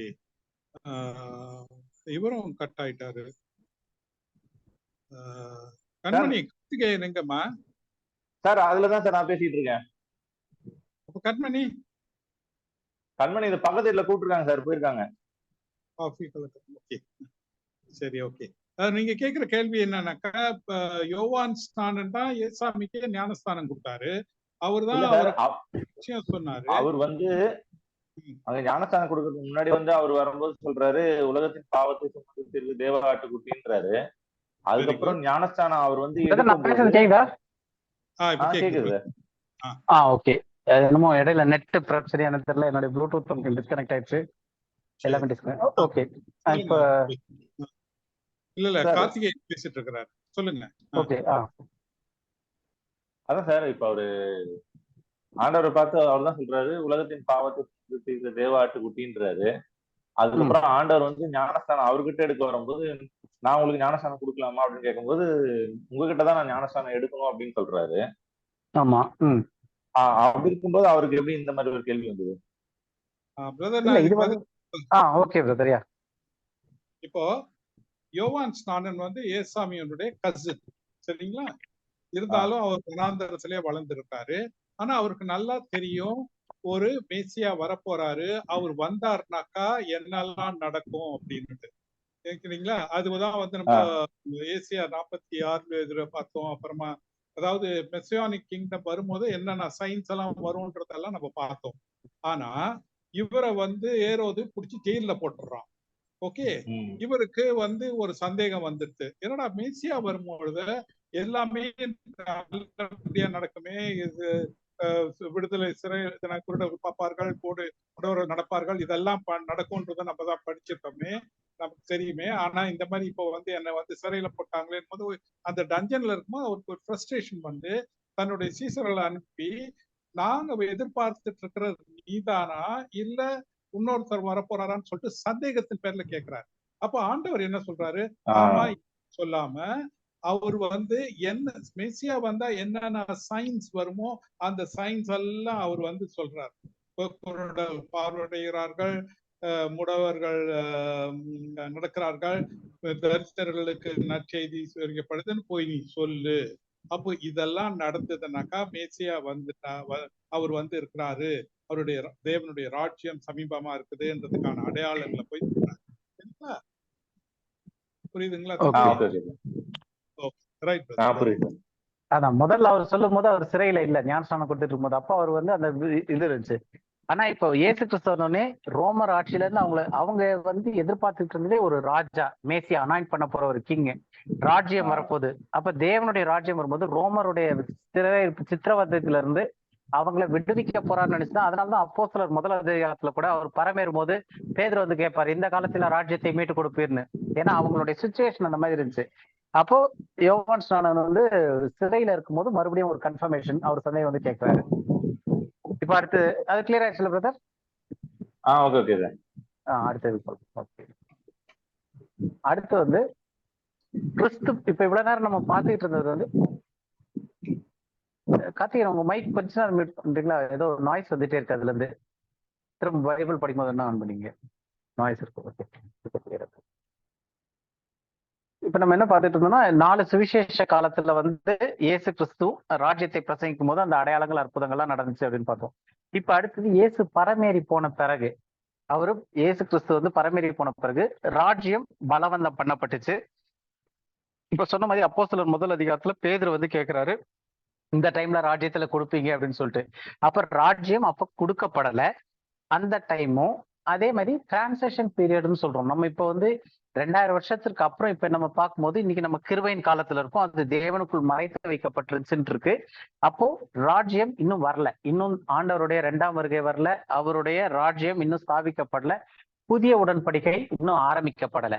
அப்போ அந்த டைம்ல வந்து கிறிஸ்து பரமேறி போன உடனே அவங்க எல்லாருமே வந்து ராஜ்யத்திற்கு ஆயத்தமா தான் இருந்தாங்க. அனினா சஃபீரா காலத்திலயும் வந்து எல்லாத்தையும் தங்களுடைய சொத்துக்கள் எல்லாம் வித்து எடுத்துட்டு வந்து எல்லாரும் சீஷரோட பாதப்படியில கொடுத்து, ஏன் அப்படி இருந்தாங்கன்னா ராஜ்யத்திற்குள்ள நம்ம போறோம், அங்க பொன்னும் பொருளும் தேவையில்லை. எல்லாரையும் எங்க கிட்ட வந்து பேர் சொல்லும் போது பொண்ணும் பொருளும் எங்ககிட்ட இல்ல, நாங்க எங்ககிட்ட இருக்கிறத தரோம்னு சொல்லிட்டு எல்லாரையும் சொஸ்தப்படுத்தி பிணியாளிகள்லாம் சிகப்படுத்திட்டு போய்கிட்டு இருக்காங்க இயேசுவின் நாமத்தினால. அப்ப அவங்க அந்த டைம் வரைக்கும் அவங்களுடைய ஊழியம் வந்து எதை போக்கஸ் பண்ணிருக்குன்னா ராஜ்யத்தை குறித்து. ஏன்னா தீர்க்க தரிசனத்தின்படி இயேசு கிறிஸ்து போயிருக்காரு, இனி உபத்திரவ காலம் வரப்போது.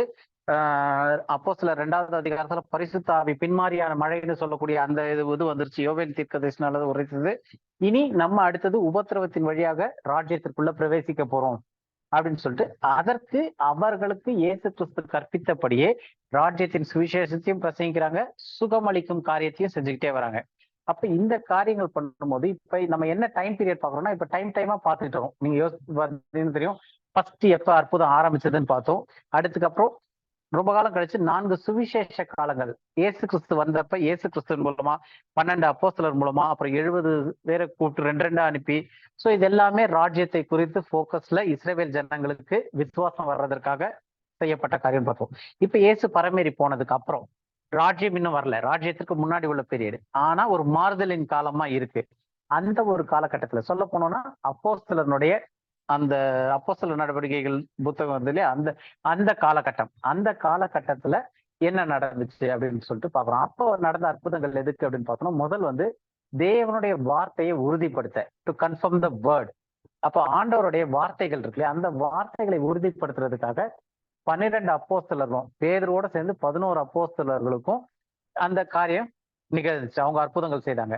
அதுக்கு அடையாளமா வந்து மார்க் 16வது அதிகாரத்துல 19வது வசனம் 20வது வசனம், கடைசி 2 வசனம், மார்க் 16, 19, 20.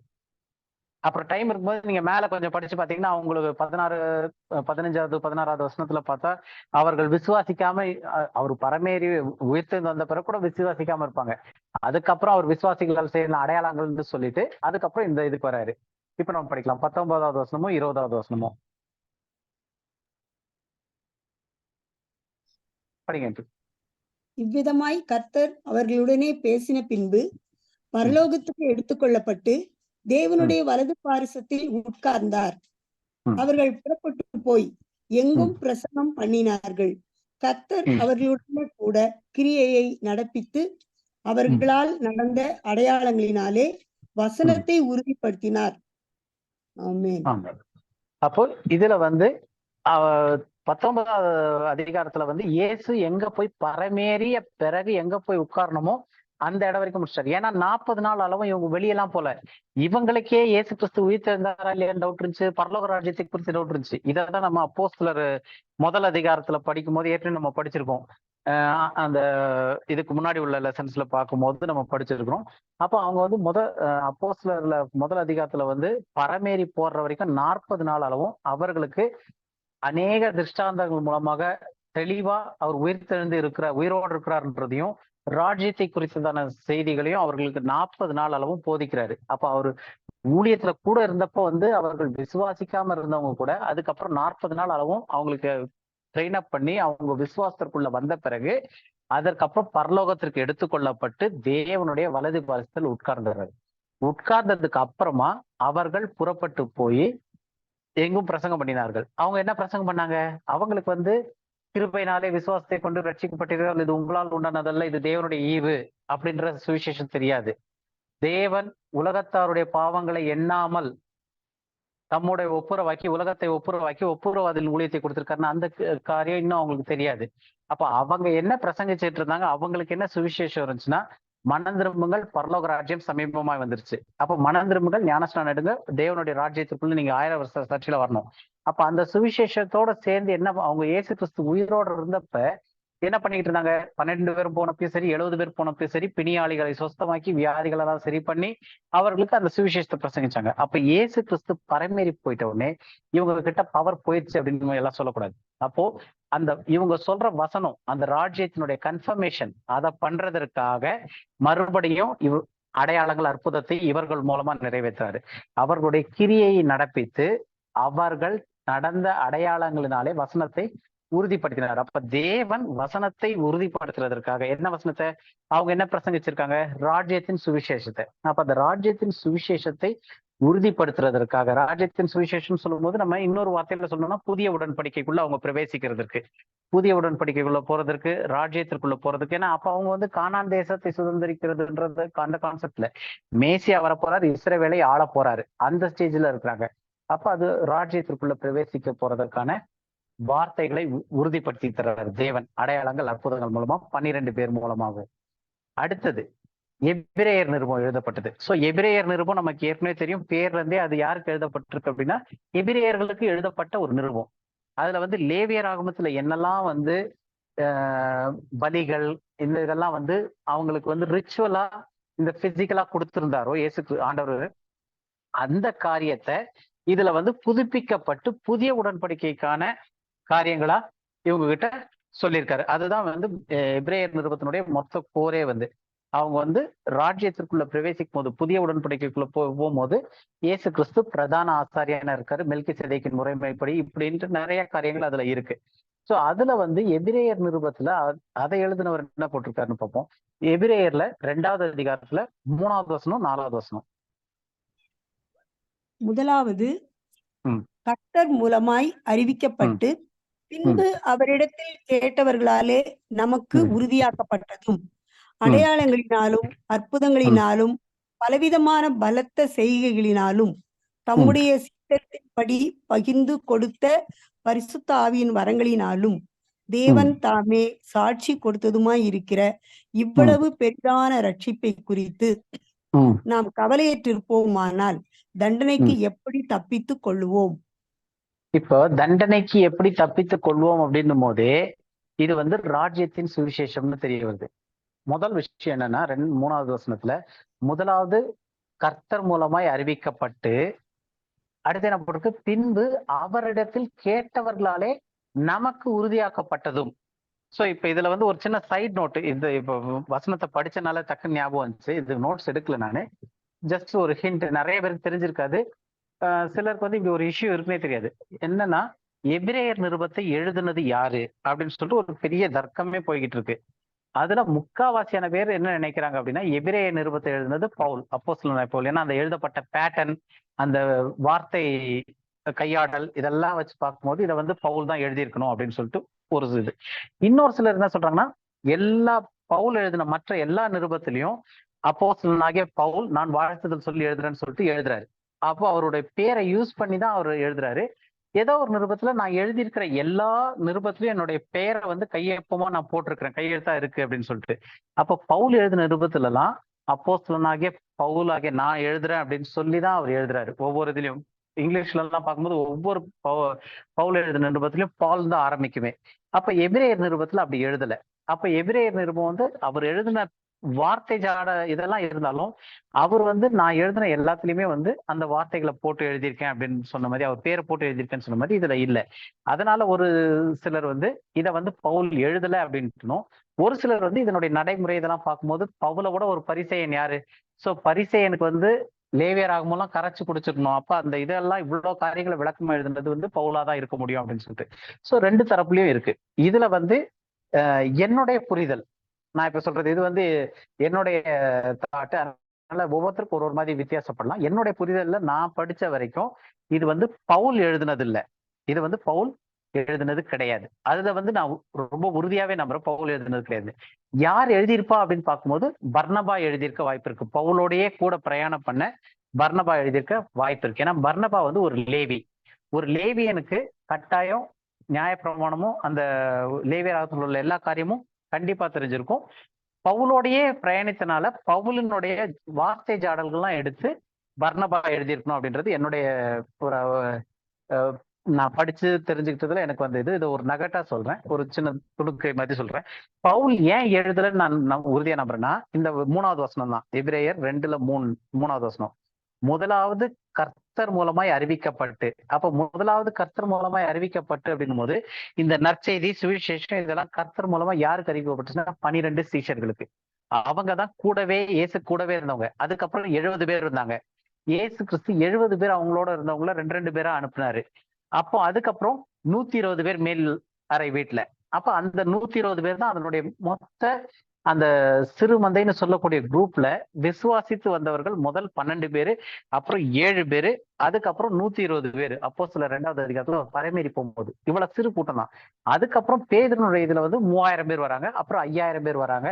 இப்படி கொஞ்சம் கொஞ்சமா கூட ஆரம்பிக்குது. அப்போ முதலாவது கர்த்தர் மூலமாய் அறிவிக்கப்பட்டுன்னும் போது மேக்சிமம் அந்த 70 பேர் இல்லையா, அவர் பரமேறி போய் அடிக்கப்பட்டதுக்கு முன்னாடி 120 பேர் மேலறையில கூட இருந்தாங்க அவங்க. அதுக்கப்புறம் பின்பு அவரிடத்தில் கேட்டவர்களாலே நமக்கு உறுதிப்படுத்தப்பட்டதும்.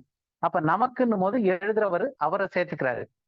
யார் எபிரேயர் நிருபத்தை எழுதியிருக்காரோ அவர் வந்து நமக்கு அப்படின்ற ஒரு விஷயத்தை சேர்த்திருக்காரு. அப்ப எபிரேயர் நிருபத்தை எழுதினவருக்கு டைரக்டா இயேசு கிறிஸ்துவின் மூலமாக இந்த காரியங்கள் வெளிப்படவில்லை. அப்ப யார் மூலமா வெளிப்பட்டிருக்கு? யார் மூலமா இயேசு கிறிஸ்து யாருக்கு அறிவித்தார்களோ அந்த 12 அப்போஸ்தலர்கள், 70 பேரு, அதுக்கப்புறம் 120 பேரு, அவர்கள் மூலமாக இவர்களுக்கு கேள்விப்பட்டு உறுதிப்பட்டிருக்கு. அதுல ஒருத்தர் தான் இந்த எபிரேயர் நிருபத்தை எழுதியிருக்காரு. ஏன்னா இந்த 2வது வசனம் முதலாவது கர்த்தர் மூலமாய் அறிவிக்கப்பட்டு பின்பு அவர்களிடத்தில், யார் இந்த 12 பேர் முதல் கர்த்தருக்கு அறிவிக்கப்பட்டாங்க இல்லையா, அவர்களிடத்தில் கேட்டவர்களாலே நமக்கு உறுதிப்படுத்தப்பட்டது. அப்ப இது வந்து ஒரு செகண்ட் தேர்ட் ஹேண்ட் ஆஃப் இதுல வந்து கேள்விப்பட்டு வராங்க.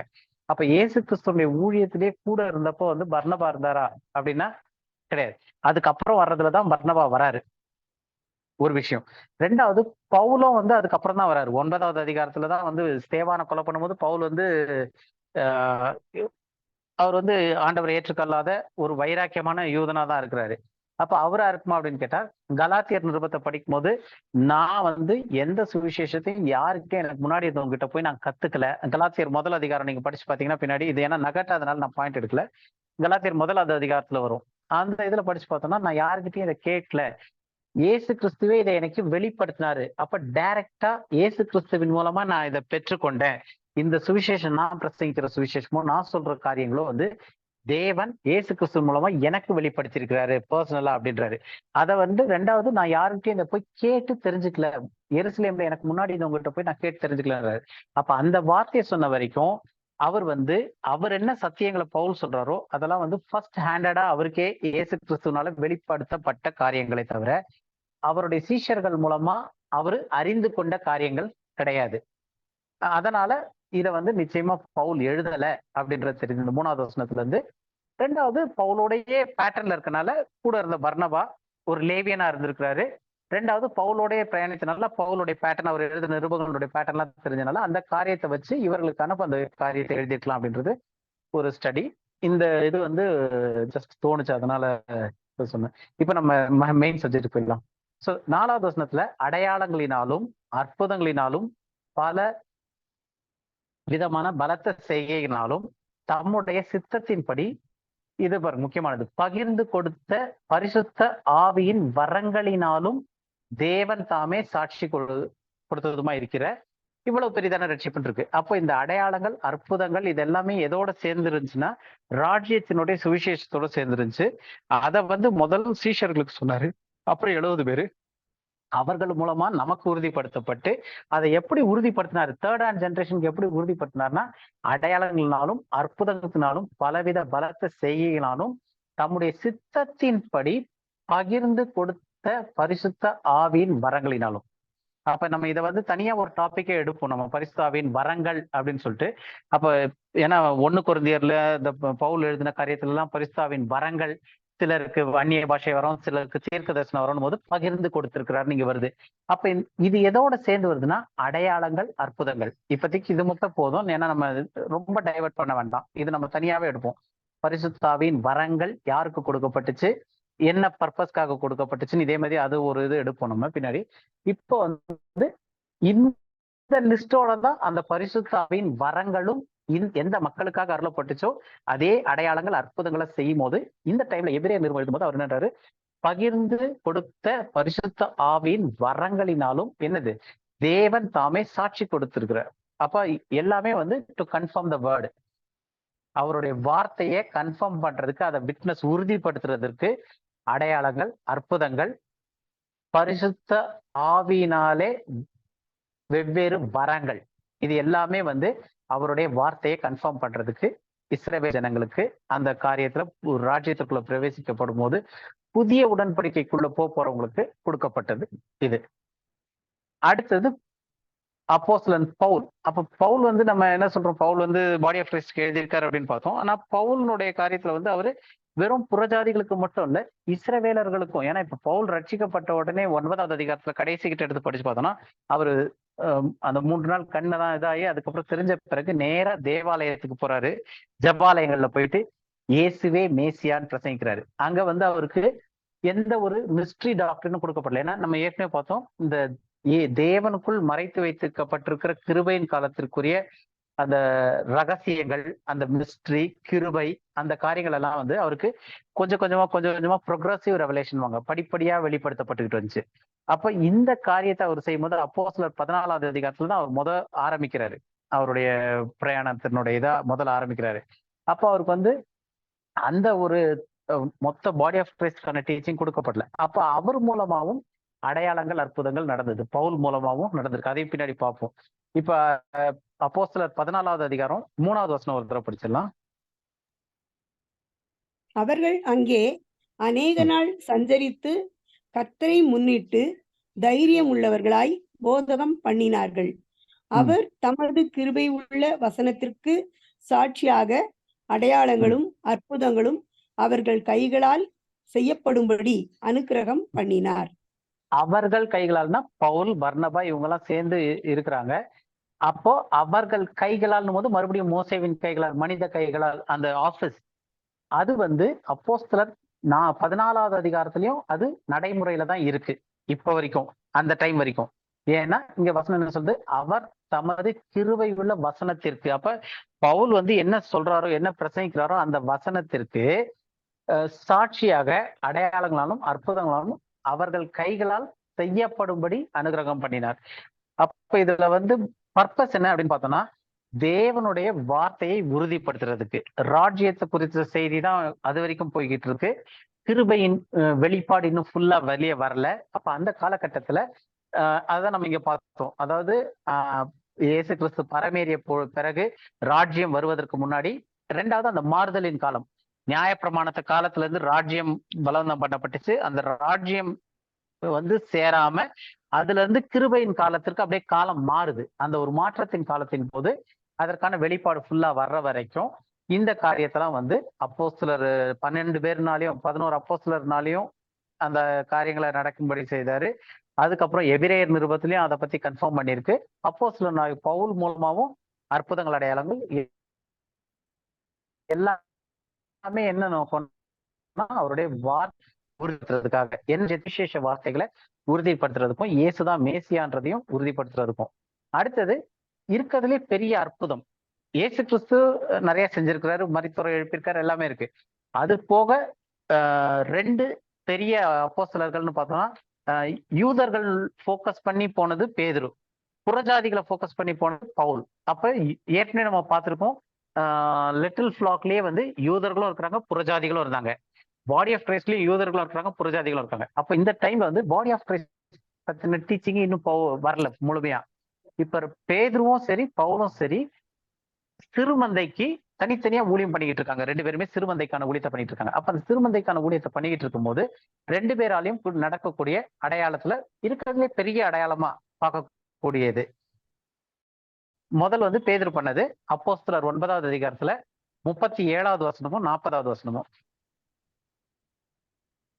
அப்போஸ்தலர் 9 37 40 2 வசனம்.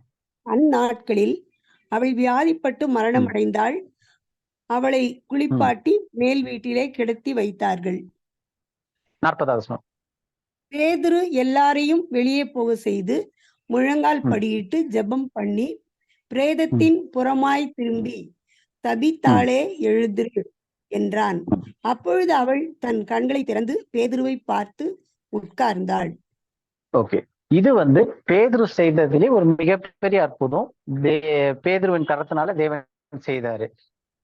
அப்போஸ்தலர் 9வது அதிகாரத்துல இது நடக்குது. அப்போ அந்த டைம்லயும் வந்து இந்த ராஜ்யத்தை எம்பசைஸ் பண்ணி இந்த காரியங்கள் இன்னும் போய்கிட்டே இருக்கு. பேதுருவின் கைகளால அடையாளம் நடந்தது. அதனுடைய உச்சக்கட்டம் என்னன்னா, வியாதியஸ்தரை மரணம் அடைந்து வியாதிப்பட்டு மரணம் அடைந்த உயிரோட எழுப்பியிருக்காரு. அப்ப ஒரு மரித்த ஒரு பெண்ணை வந்து பேதுரு இங்க உயிரோட எழுப்பியிருக்காரு. அதே மாதிரி அப்போஸ்தலர் பவுலுடைய காரியத்துல பார்க்க போனோம்னா இன்னும் கூட ஒரு படி மேல போயிருக்கு. அப்போஸ்தலர் பவுலுக்கு அவருடைய இதுல இது வந்து எங்க வந்திருக்குன்னா அப்போஸ்தலர் 19வது அதிகாரம் 11 12 வசனங்கள். அதனாலதான் சொல்றோம், இந்த அப்போஸ்தலர் நடவடிக்கைகள் அந்த ஒரு புத்தகமே வந்து ஒரு மாறுதலின் காலத்துல இருக்கக்கூடிய ஒரு புத்தகம். அதை நம்ம இன்னைக்கு தெளிவா புரிஞ்சுக்கணும். அப்போஸ்தலர் 19 11 12 2 வசனம். பவுலின் கைகளினாலே தேவன் விசேஷித்த அற்புதங்களை செய்தருளினார். அவனுடைய சரீரத்திலிருந்து உருமால்களையும் கச்சைகளையும் கொண்டு வந்து வியாதிக்காரர் மேல் போட வியாதிகள் அவர்களை விட்டு நீங்கி போயின. பொல்லாத ஆவிகளும் அவர்களை விட்டு புறப்பட்டன. ஓகே, இப்ப இதுல வந்து பவுலின் கைகளினாலே தேவன் விசேஷித்த அற்புதங்களை செய்தருளினார். அப்ப ஸ்பெஷலா பவுலினுடைய கரத்தின் மூலமாவே தேவன் செய்திருக்காரு. அவனுடைய சரீரத்திலிருந்து உருமால்களையும் கச்சைகளையும், கச்சைன்றது வந்து ஆப்ரன் இருக்கு இங்கிலீஷ்ல. ஸோ அவருடைய ஆக்சுவலா ஆப்ரன்னா வந்து அந்த அங்கி போட்டுட்டு அவங்க வந்து பெல்ட் மாதிரி துணியிலே கட்டுவாங்க. ஸோ அப்படிப்பட்டதான ஒரு அந்த துணி கட்டுறது, அதையும் இல்ல அவங்களுடைய உருமால்கள் ஹேண்ட் கர்ச்சீஃப்ஸ் இதை எடுத்துட்டு போயிட்டு வியாதியஸ்தர் மேல போட்டாங்க. போட்டா வியாதிகள் அவர்களை விட்டு நீங்கி போயின, பொல்லாத ஆவிகளும் அவர்களை விட்டு புறப்பட்டன. அப்போ இந்த அங்கேயாச்சும் பேதுரு போய் உயிரோட எழுப்பினாரு, பேதுரு கரம் பிடிச்சு தூக்கி விட்டு இது பண்ணாரு. ஆனா இங்க பவுல்னால எந்த அளவுக்கு அடையாள அற்புதம் நடந்திருக்குன்னா, இது வந்து என்ன பர்பஸ் அப்படின்னா அவருடைய வார்த்தையை உறுதிப்படுத்த. 2வது, இந்த அடையாள அற்புதங்கள்லாம் நடக்கல அப்படின்னா பேதுருவே விசுவாசிக்க மாட்டாரு. பவுல் வந்து இயேசு கிறிஸ்துவாலதான் ரட்சிக்கப்பட்டிருக்காங்க. ஏன்னா ராஜ்யத்தின் சுவிசேஷத்தோட சேர்ந்த அடையாளங்கள் அப்ப நடந்துகிட்டு இருக்கு.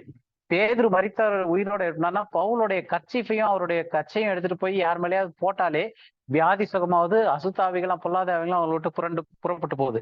அப்ப இப்படிப்பட்ட வல்லமை அற்புதம் பவுல் மூலமா நடக்குது அப்போஸ்தலர் 19வது அதிகாரத்துல. அது மட்டும் இல்லாம 20வது அதிகாரத்துல பார்த்தோம் அப்படின்னா அவரும் மரித்த ஒரு பையனை உயிரோட இருக்கிறாரு. அப்போஸ்தலர் 20ல 9 10 2 வசனம். அப்பொழுது ஐத்திகி என்னும் பேர் கொண்ட ஒரு வாலிபன் ஜன்னலில் உட்கார்ந்திருந்து பவுல் நெடுநேரம் பிரசங்கம் பண்ணி கொண்டிருக்கையில் மிகுந்த துக்கமடைந்து நித்திரை மயக்கத்தினால் சாய்ந்து 3ஆம் மெத்தையிலிருந்து கீழே விழுந்து மரித்த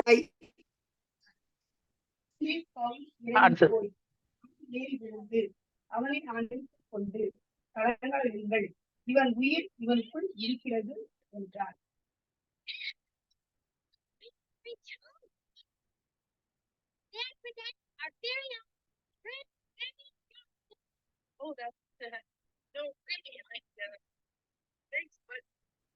நெட் கட் ஆயிடுச்சு நினைக்கிறேன். ஒரு நிமிஷம். ஹலோ, கேக்குதா? கேக்குதா?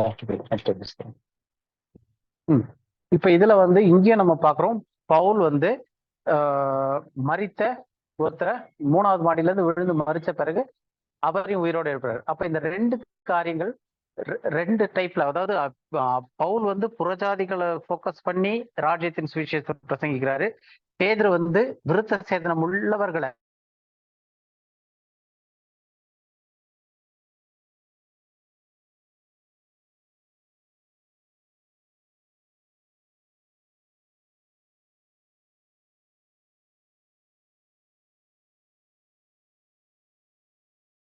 என்னன்னு தெரியலையே.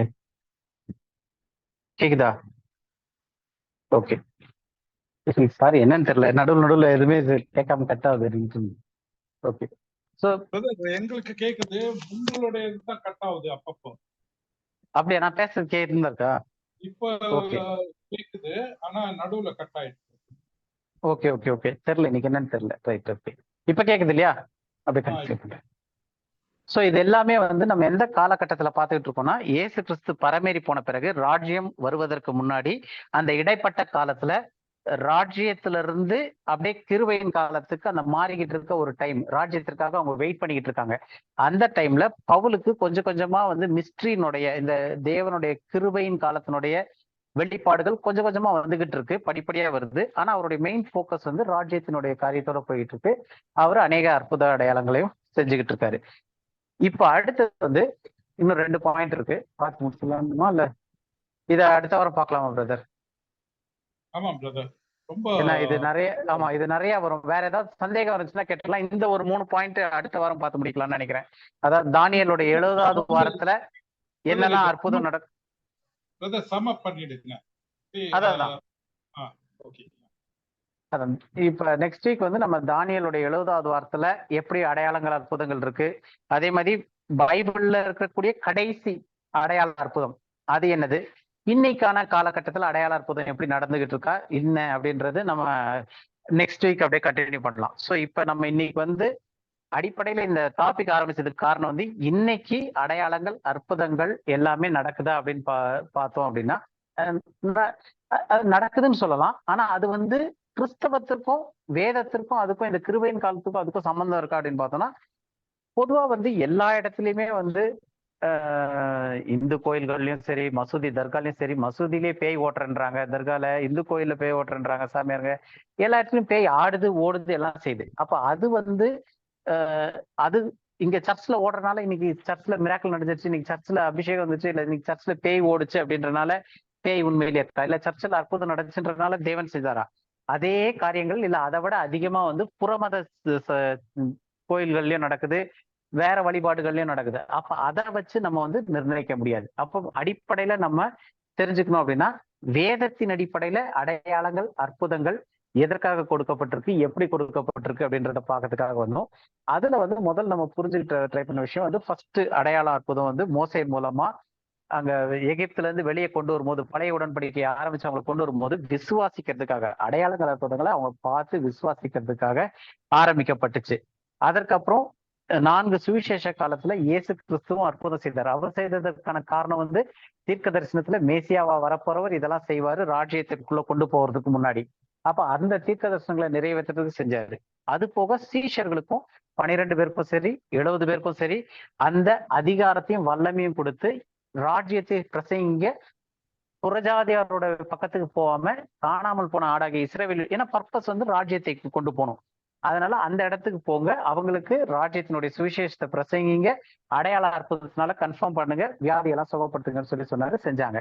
அதுக்கு அடுத்து என்ன பார்த்துருக்கோம், கடைசியா இயேசு கிறிஸ்து பரமேறி போனதுக்கு அப்புறமா வந்து அவருடைய வார்த்தையை உறுதிப்படுத்துறதுக்காக அற்புத அடையாளங்களை செய்திருக்காரு. 12 அப்போஸ்தலர் மூலமா வார்த்தையை உறுதிப்படுத்துறதுக்காக செஞ்சிருக்காருன்னு பார்த்தோம். அப்புறம் எபிரேயர் எழுதின அவர் வந்து வார்த்தையை உறுதிப்படுத்துறதுக்காக அடையாளங்கள் அற்புதங்கள், அது மட்டும் இல்லாம பரிசுத்த ஆவியினுடைய வரங்களையுமே அதோட தான் சேர்த்து சொல்றாரு இந்த நடந்த காலகட்டத்துல.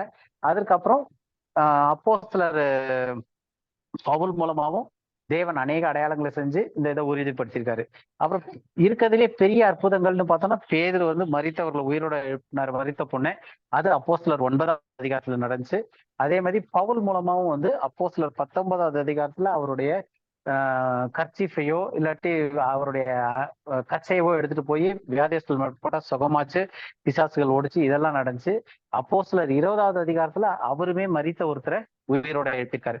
இது எல்லாமே வந்து மாறுதலின் காலத்துல நடந்திருக்கு அப்படின்னு சொல்லிட்டு இது வரைக்கும் பார்த்திருக்கோம். இது ஒரு பேஸ் அடித்தளம் போட்டிருக்கோம் இந்த அற்புதங்களை இதெல்லாம் புரிஞ்சுக்கிறதுக்கு. இதுல ஏதாவது கேள்விகள் இருந்துச்சுன்னா கேளுங்க. ஏதாவது டவுட் இருந்தாலோ இல்ல வேற ஏதாவது கொஸ்டின்ஸ் இருந்தாலோ, இல்ல பிரதர் நீங்க வேற ஏதாவது ஆட் பண்ணுமா இதுல இன்னைக்கு இதுல? ஏன்னா நெக்ஸ்ட் வீக் நம்ம வந்து தானியேலுடைய 70 வாரம், அப்புறம் கடைசி அற்புதம் என்ன, அந்த டிஸ்பென்சேஷன் ஆஃப் கிரேஸ்ல அது எப்படி நடக்குது, இந்த காரியத்துல நெக்ஸ்ட் வீக் நம்ம பார்ப்போம். இந்த காரியத்துல இன்னைக்கு பார்த்த அந்த ஒரு 3 பாயிண்ட் மெயினா இருக்கு. வேற யாருக்காவது ஏதாவது சந்தேகங்கள் இருக்கா? கார்த்திகேயன், கண்மணி. இல்ல பிரதர், இது வந்து ஒரு மாதிரி கேக்குது சொல்லுங்க. ஓகே, இதெல்லாம் பாண்டர் பண்ணணும். பண்ணிட்டு நாங்க திருப்பி டவுட்ஸ் வந்ததுன்னா கேக்குறோம். Okay okay okay. டவுட்ஸ் கேளுங்க, இல்லாட்டி குரூப்ல கூட போட்டு விடுறதுனாலும் போட்டு விடுங்க, இல்ல டவுட்ஸ் கேளுங்க. ஓகே, இந்த இதையும் நான் எப்படியும் அனுப்பிடுவேன். இப்ப ப்ரேயர் பண்ணிட்டு முடிச்சலாமா பிரதர்? யாராவது ப்ரேயர்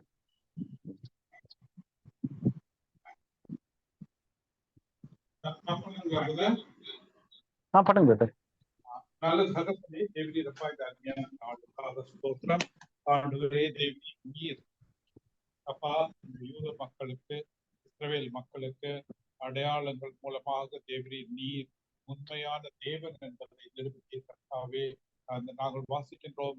யூதர்கள் அடையாளத்தை கேட்கின்றார்கள், கிரேக்கர்கள் ஞானத்தை தேடுகிறார்கள் என்று வாசிக்கும் கர்த்தாவே. ஆனால் இன்றைக்கு நாங்கள் அடையாளங்கள் மூலமாக நாங்கள் நடவாமல் விசுவாசத்தின் மூலமாக நடக்கிறோம் கர்த்தாவே. அந்த காரியத்தை எங்களுக்கு புரிய வைத்ததற்காக ஸ்தோத்திரம் ஆண்டவரே. ஆண்டவரே, இந்த ஆழமான சத்தியங்களை புரிந்து கொள்வது, கிரகிச்சு கொள்வது கொஞ்சம் கஷ்டமா இருந்தாலும் தேவி நீதாமே எங்களுக்கு இது எல்லாவற்றையும் நல்லபடியாக புரிந்து கொள்ள தேவி தன்மை பாராட்டு. வந்திருக்கிற ஒவ்வொருவரையும் தேவி ஆசீர்வதிக்கிறீரே, அதற்காக எல்லா துணியை மகிமையும் தேவி ஒருவருக்கே செலுத்துகிறோம். எங்கள் மீட்பரும் ரட்சகருமான இயேசு கிறிஸ்துவின் இனிய நாமத்தில் ஜெபத்தை ஆமென். ஆமென். என் முழு உள்ளமே ஒரு பரிசுத்த நாமத்தை ஸ்தோத்திரி.